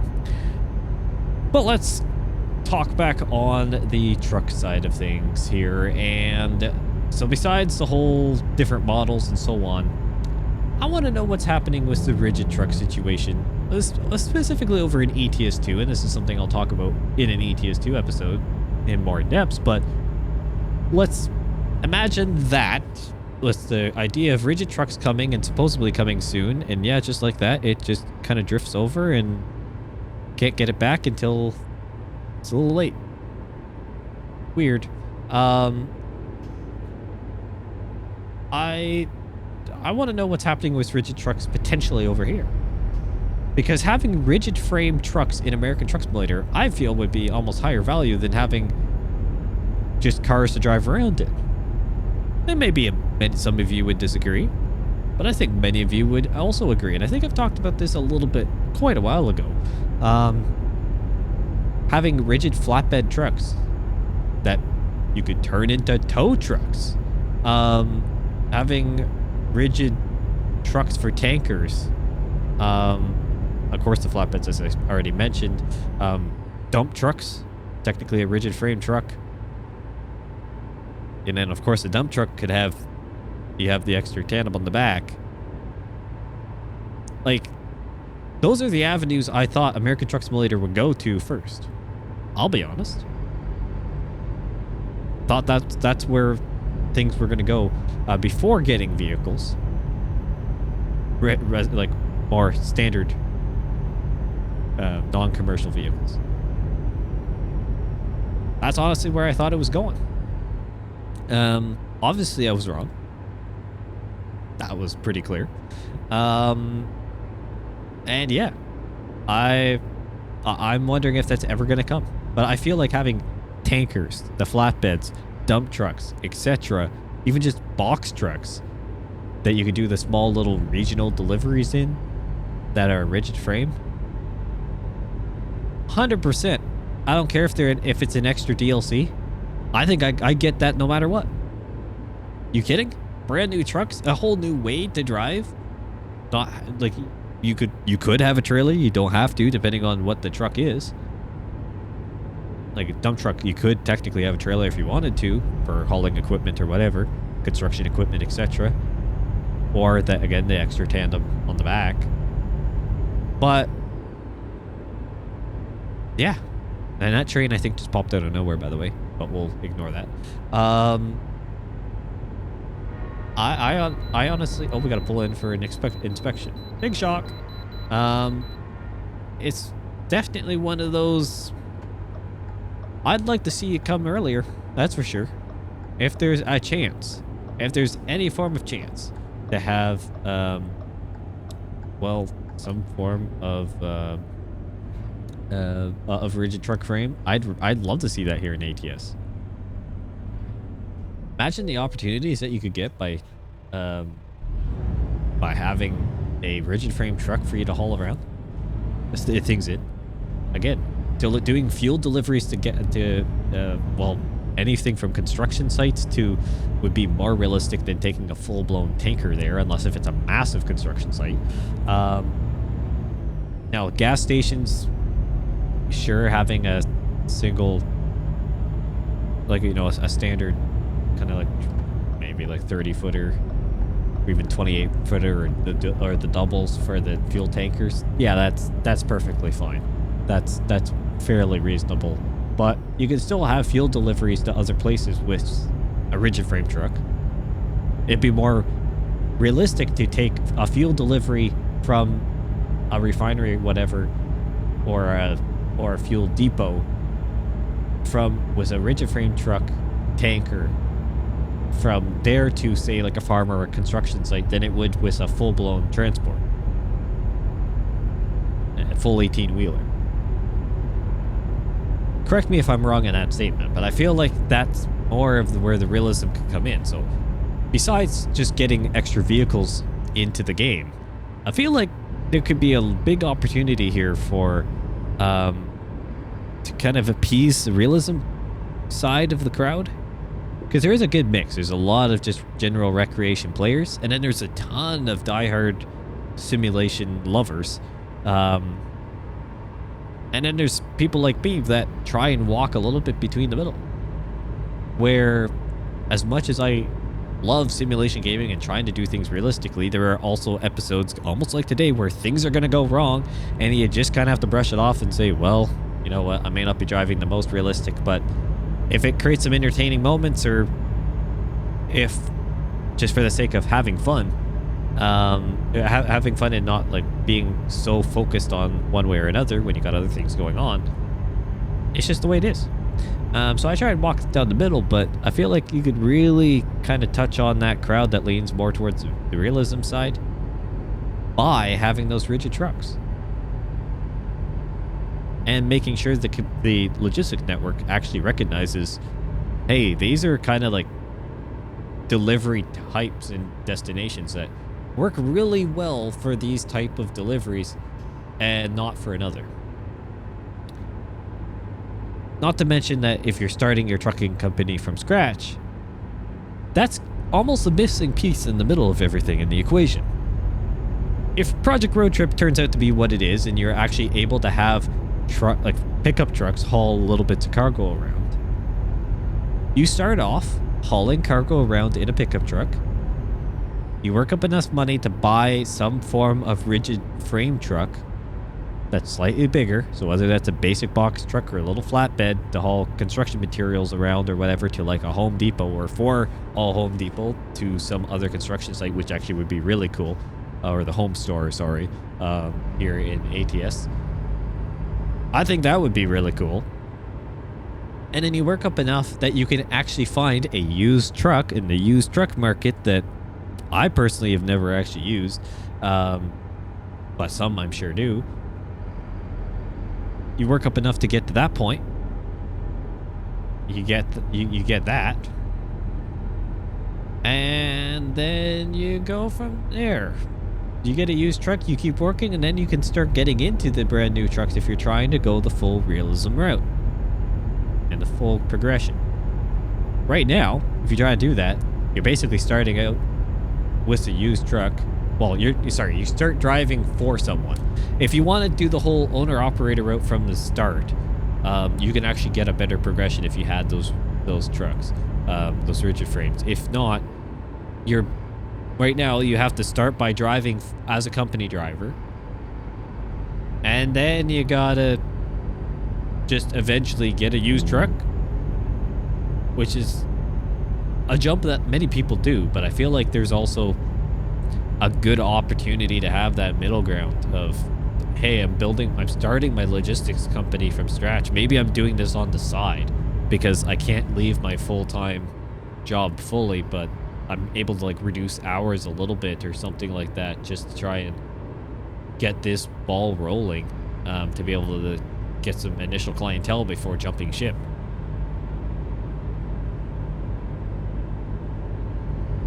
I feel like rented trucks have a huge place in these games. I'm really excited to see what they do with ATS 2. And I know it will probably be the trial. But my goodness, why can't we have it here in ATS sooner than later? And maybe they are working on something with dump trucks, etc. that come out of nowhere and surprise me. Maybe I've already missed it somewhere.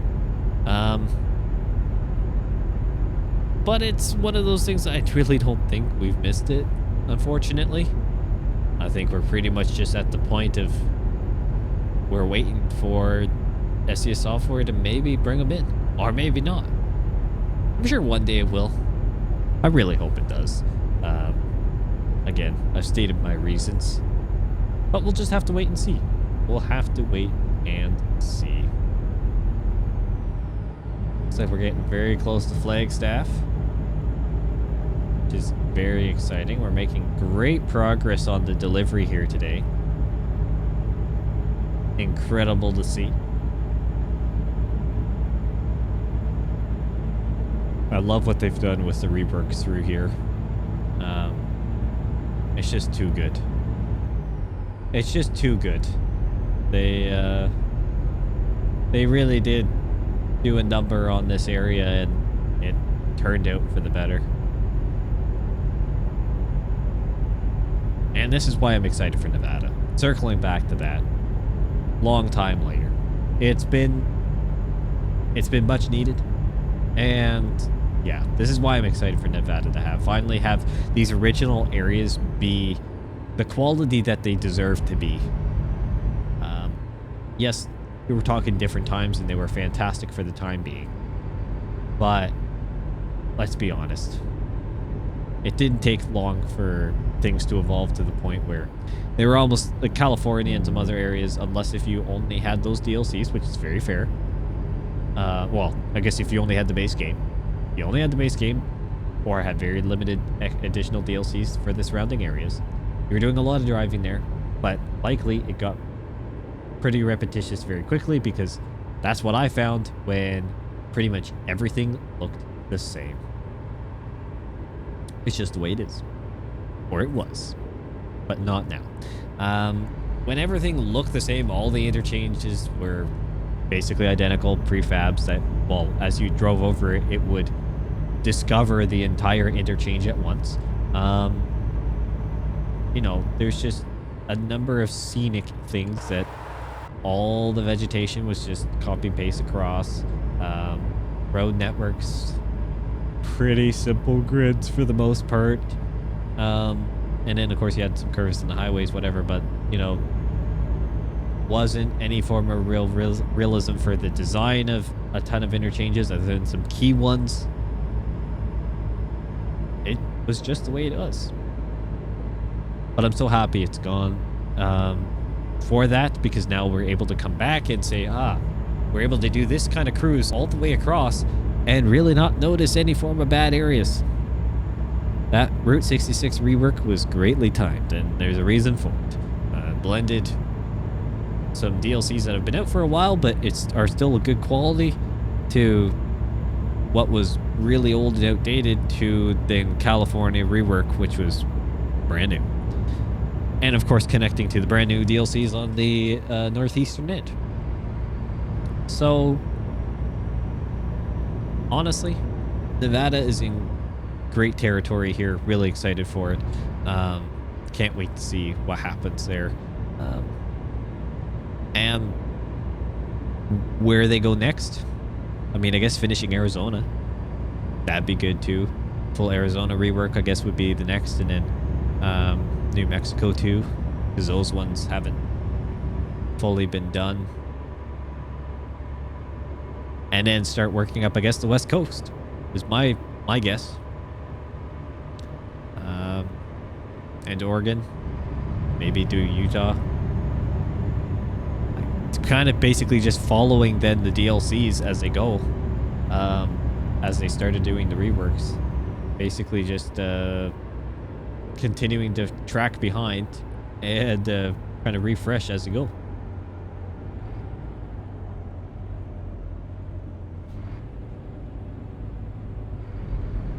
The construction here? Oh, yeah. Some road work. They got a barrier. Oh, they're working. They're working in amongst the barrier. The mobile barrier. Kind of neat. Fortunately, we haven't had any detours here today. Haven't had detours for a while. Now, admittedly, I do have the sensitivity turned pretty down on the detours and the settings, so it doesn't happen often because I feel like detours aren't overly... It's gonna sound bad, but I don't feel like detours are overly common. At least where I'm at in the world. Just not overly common to have significant detours all the time across the delivery. Sure, you'll have construction or lane closures like those, but it's not too often to have full-blown detours that, you know, you have to go out and around there. If you do, it's just literally for one little exit and then that's it on the highways. Not too often that happens, and that's why I turned it down, because I felt like when I had it up, even not too much higher, it basically just was constant constant detours, no matter what. No matter what I did, it was just every delivery had like one or two. And I felt that was way too much, because not every day do you get up and have a detour along your route. At least, again, not my perspective. Maybe for some you do, but did not for me. And yeah, that was kind of the killer there. So I turned it off. Turned it off and went from there, but or turned it down at least. So we can still get them. The road events I still have up decent, like at a decent rate. So we can still get some of those random construction bits or whatever pullovers and stuff like that that we have to keep an eye out for and add some dynamic to the map. But again, it's not anything too crazy when it's all said and done, just to keep it more to a natural level, shall we say.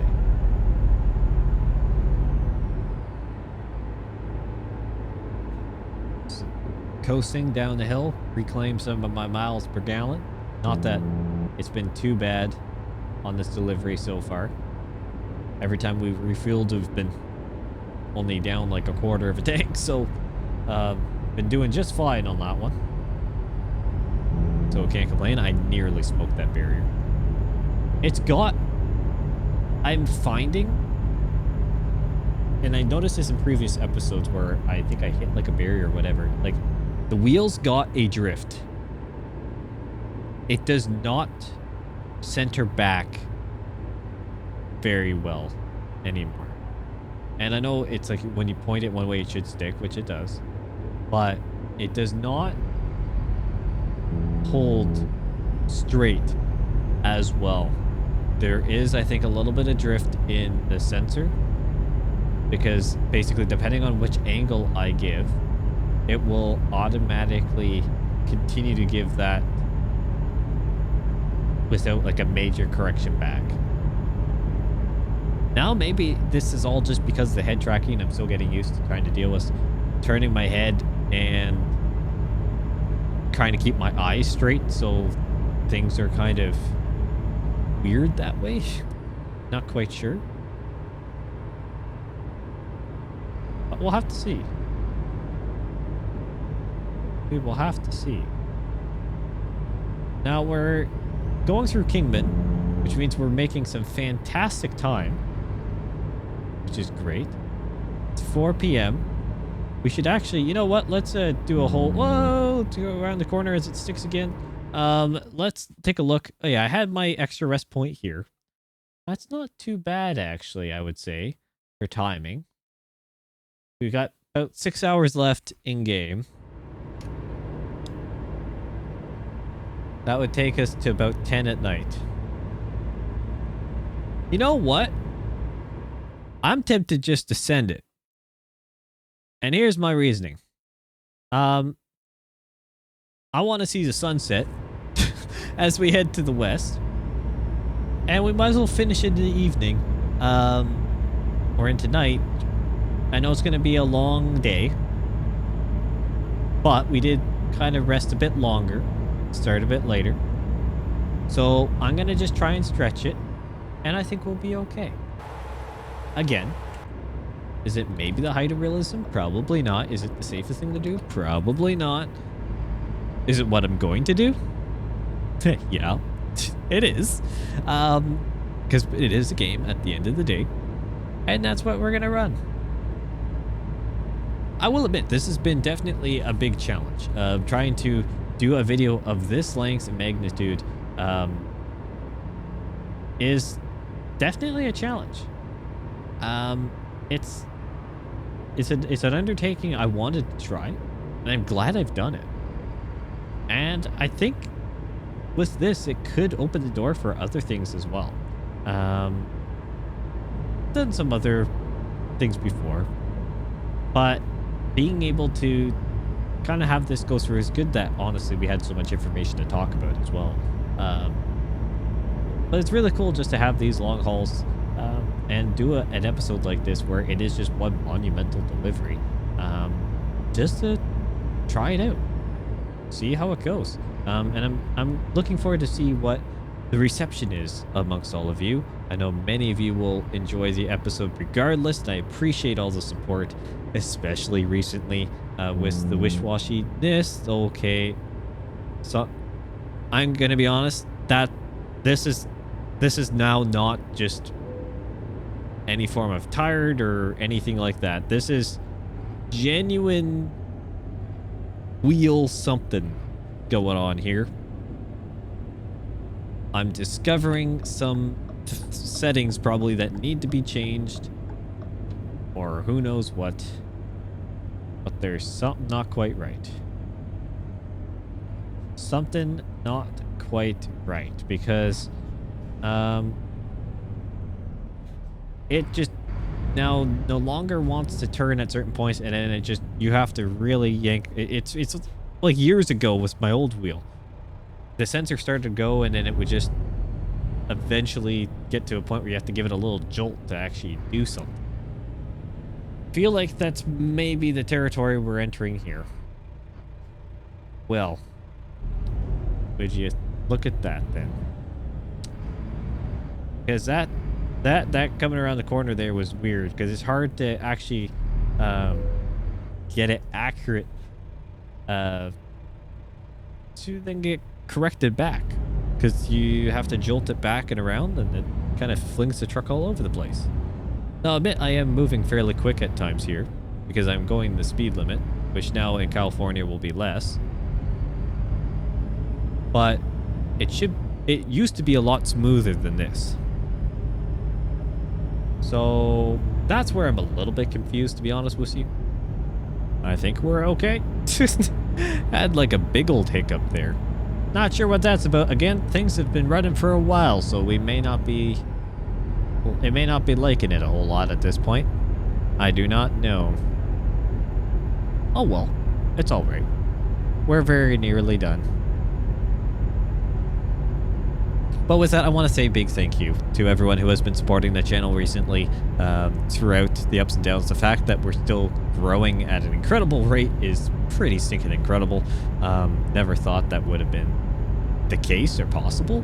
But you proved me wrong every single time, and I truly appreciate all the support. And yeah, it's been a transition for me personally. I've been, as I've said in previous episodes, been very, very fortunate to change professions, and in a position now that I'm very, very happy with, since I'm mightily speeding. But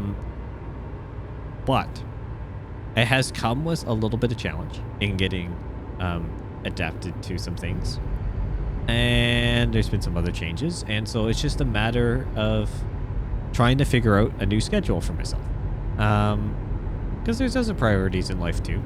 Obviously, this is not a full-time position here on YouTube, so I've got to just try and make that balance. And unfortunately, as of late, there's been a little bit less time devoted to the channel. I'm doing what I can to try and get everything back, and it's hard to say one way or another, but for the most part, we're getting closer to being back, which is good. I've missed it a lot, and I really enjoy creating content for this community. Just also for my own enjoyment as well. Love doing the process, so I really want to do it, and that's why I've been trying to get something out. And doing this has been a really nice change. Being able to talk it all the way through, or at least for the most part, and yeah, just kind of go with it and be able to just have a nice calm delivery. Maybe have some random things go wrong because I am Prime Simulation. What do you expect? But just be able to kind of reconnect a bit. I think that's been a really nice one, and a nice experience to have here. Now, of course, we're going to drive into evening, and then it's not going to be a clear sunset. It's going to be an overcast mess, isn't it? Of course it will. Anyways, it's been really nice. It has been really, really nice, and cannot wait for what is to come. For what is to come around here in the channel. There's some really exciting things. Of course, I always talk about it, but I will deliver. Don't worry, friends. I will deliver. It has been really great, though, to see the support. I appreciate everyone who has been commenting and supporting along the way in recent episodes where I did make a return after a while, saying that, you know, we're all in it together, happy to support, etc. That means a lot. It really does mean a lot. You all are amazing. I appreciate all of the support. And again, very excited for what's to come. And doing a video like this, as I said, really does open the opportunities for some different styles of content. Because it just basically proves what, in some ways, can be done.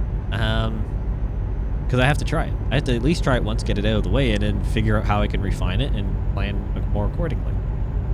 So I'm really excited now that this has been done, that there's some other options now for deliveries too.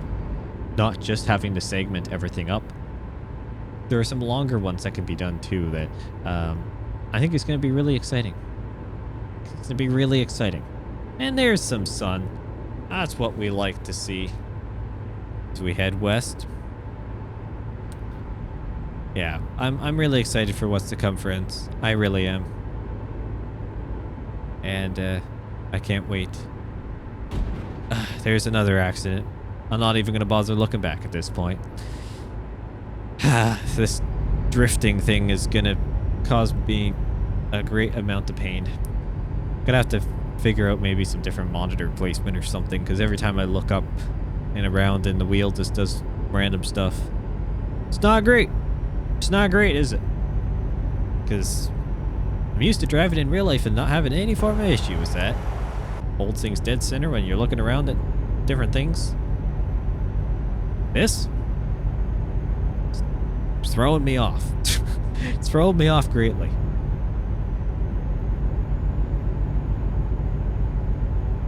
Now, I know we're getting very, very close to our delivery point in LA. I think we're just outside of, oh, what's this town here? Is this Barstow, maybe? No, I don't think it's Barstow. I can't remember, actually. Oh, it is Barstow, I think. I think it's Barstow. Yeah, it is. Oh, look at that. I was right. I can't remember for the life of me. But we're getting close, which is good. Because LA is not too far past Barstow. So it's just a couple extra corners, and then we'll be good to go. At least in terms of this delivery, it's not that far. Either way, that sunset is looking really good. That lighting over the horizon, so incredibly good. And it's been a long time since the main lighting overhaul came out. This is not a new feature, but there have been little improvements over the years, and honestly, they don't disappoint. Don't disappoint at all. You look at over here and you see all the California palm trees. Just looks so good. So good indeed. It is amazing how far this game has come from. I've said it before, I'll say it again. If you think back to 2016 when this was first released, what the game looked like, where you could drive, and what you could drive, versus where we sit now and the different options that are either on the horizon in the game itself or just a possibility. It's insane. It's honestly insane to see. Again, huge testament to SCS Software and their commitment to the game. But my goodness indeed, it's just incredible to see.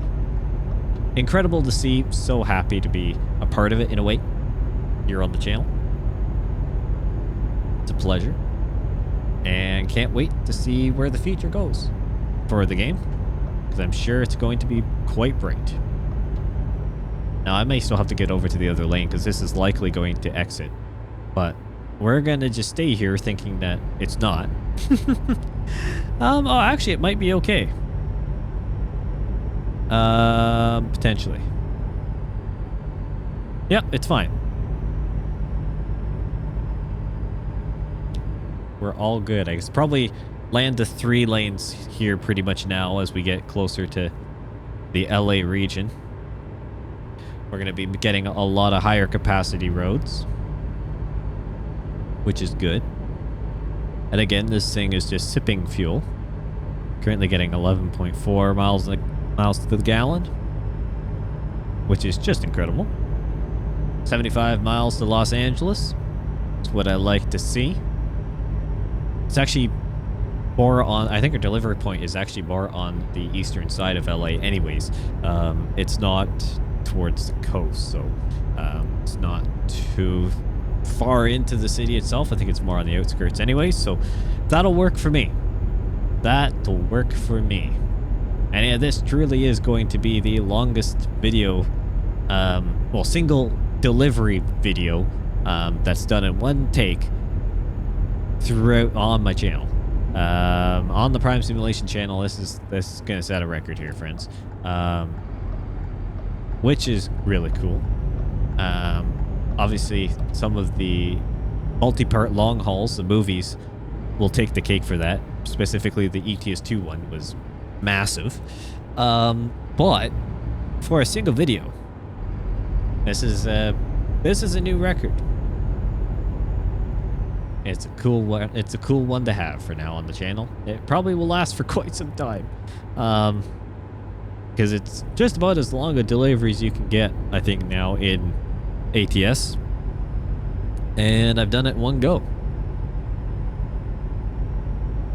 But I think one of the other routes still technically go longer, but the long haul series for this year for ATS is probably going to be done a little bit later into the year because of potential other DLC releases. Just seeing if there's a route that does technically get a bit longer.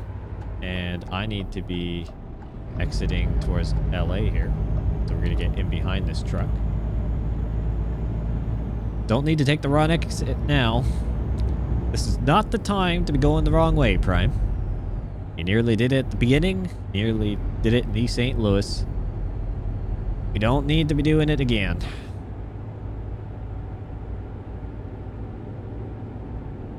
That's the last thing, actually, I really want to do. Is go the wrong way at this point. Can you merge any slower? Don't know if you can. In fact, you may actually stall out if he tries. Whatever. It is what it is. Admittedly, he killed all my momentum too, so now I gotta try and speed back up. And there's not a chance. Which is mighty unfortunate.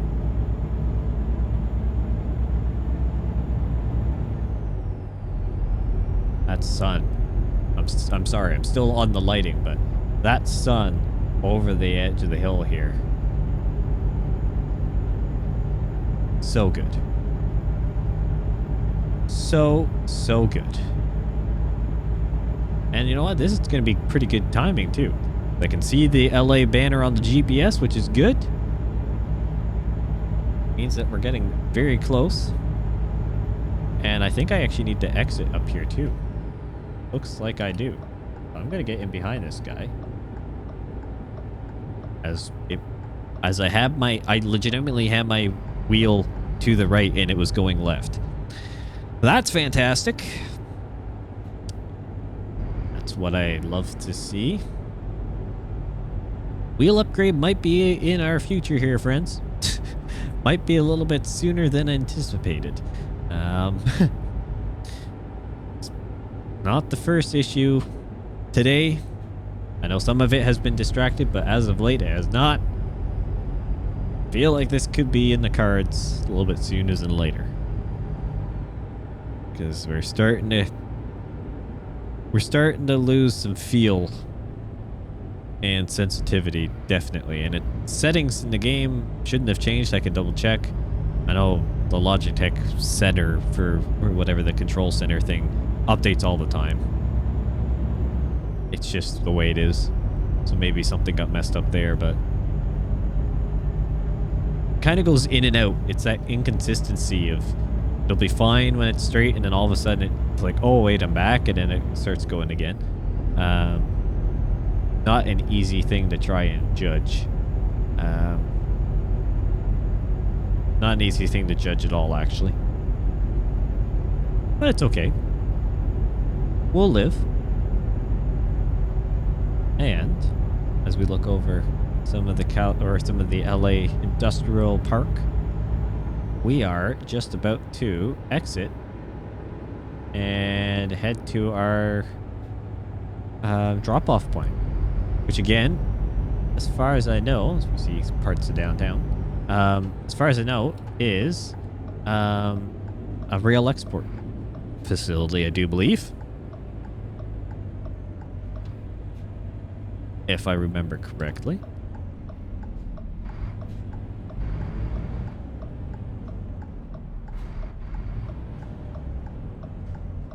It'll be interesting to see how many of these corner gas stations come to life with Project Road Trip. Because something like this Vortex very much could be a key thing. And even like the crispy chickens over there at that restaurant.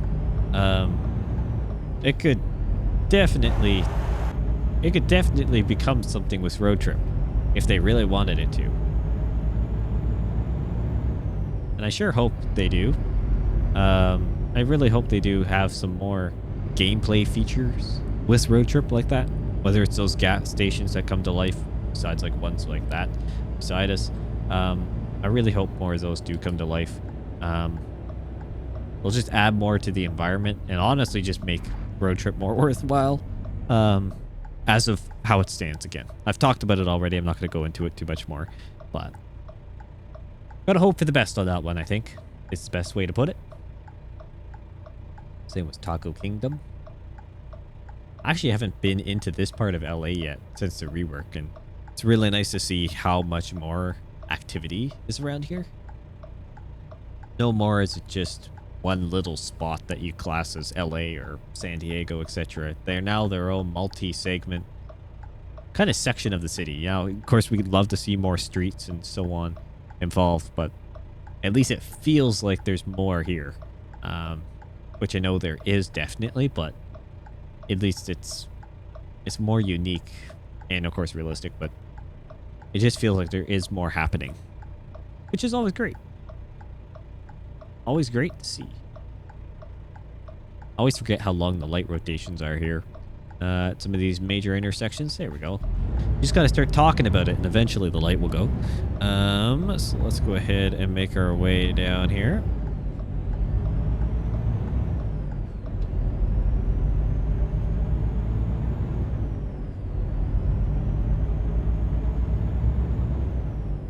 Underneath rail bridge by the looks of it.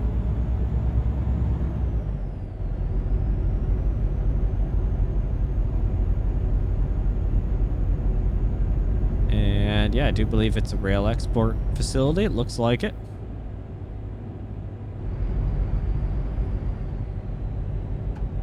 We're gonna have to wait at this light too, aren't we? Yep, we are. Well, that's unfortunate. That's all right. It is what it is. Getting here at actually decent time. Made up some time. I know I was going mighty quick at some points. So, not too surprised there, to be honest with you.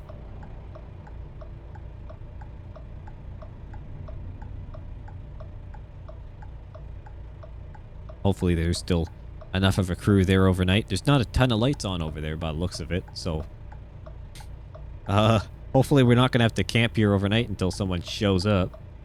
That wouldn't be ideal. I feel like a terminal like this would be open pretty much 24/7, especially for a city like LA. I don't feel like you'd have too many reasons not to have it open 24/7 for freight moving in and out.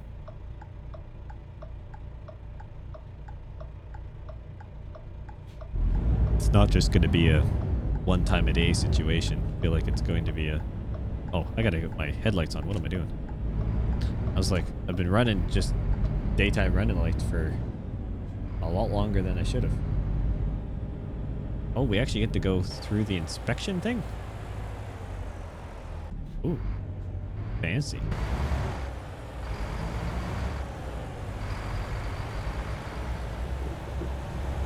Cool. All right. Well, that's kind of neat. I'll take that. Actually, to be honest, it's kind of weird coming here at night because I wouldn't have noticed that probably otherwise. The light for the scanner. I guess that's technically an X-ray, basically. Make sure everything's good at security. It's the long check. Oh, looks like good.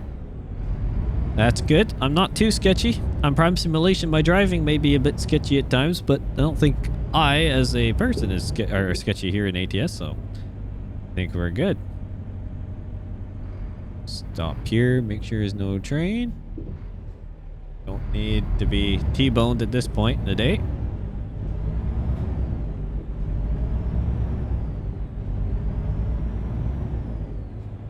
Next crossing.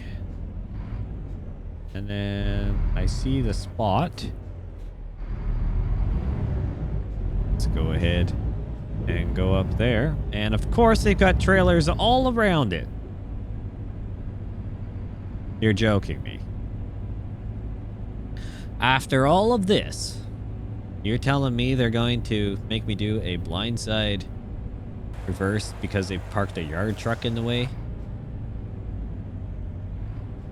You gotta be serious. You know what? Roast me in the comments all you want. It's been a long delivery. I'm going to do it this way. Mainly because the head tracking has been kind of bugging me a little bit because of how my setup is. And I went in very, very shallow. I should have done a bit better as I scratch up against something, like the far side. Likely. It's been kind of bugging me recently. So I got to do some adjustments. Mainly because it just does not keep my head accurately tracked. And maybe that's partly some of the issues I've had across this episode has just been how that reacts and my perception of it. But it's all right. It is what it is. With that, thank you all so much for watching. What a fantastic episode here on ATS Showcases. That's a long one. That's a long one, my friends. I'm glad that it's been completed. I'm glad that we've done this test. And comment down below if you want to see more from me like this. I think I will do some more longer deliveries. Maybe not this long, but I think similar idea of doing a longer delivery though. I think it's good. It's been great to catch up once again, and I hope they can get things more consistent around here like it used to be a little while ago. Once again, thank you all so much for watching. Thank you also for the support, and I will see you in the next one.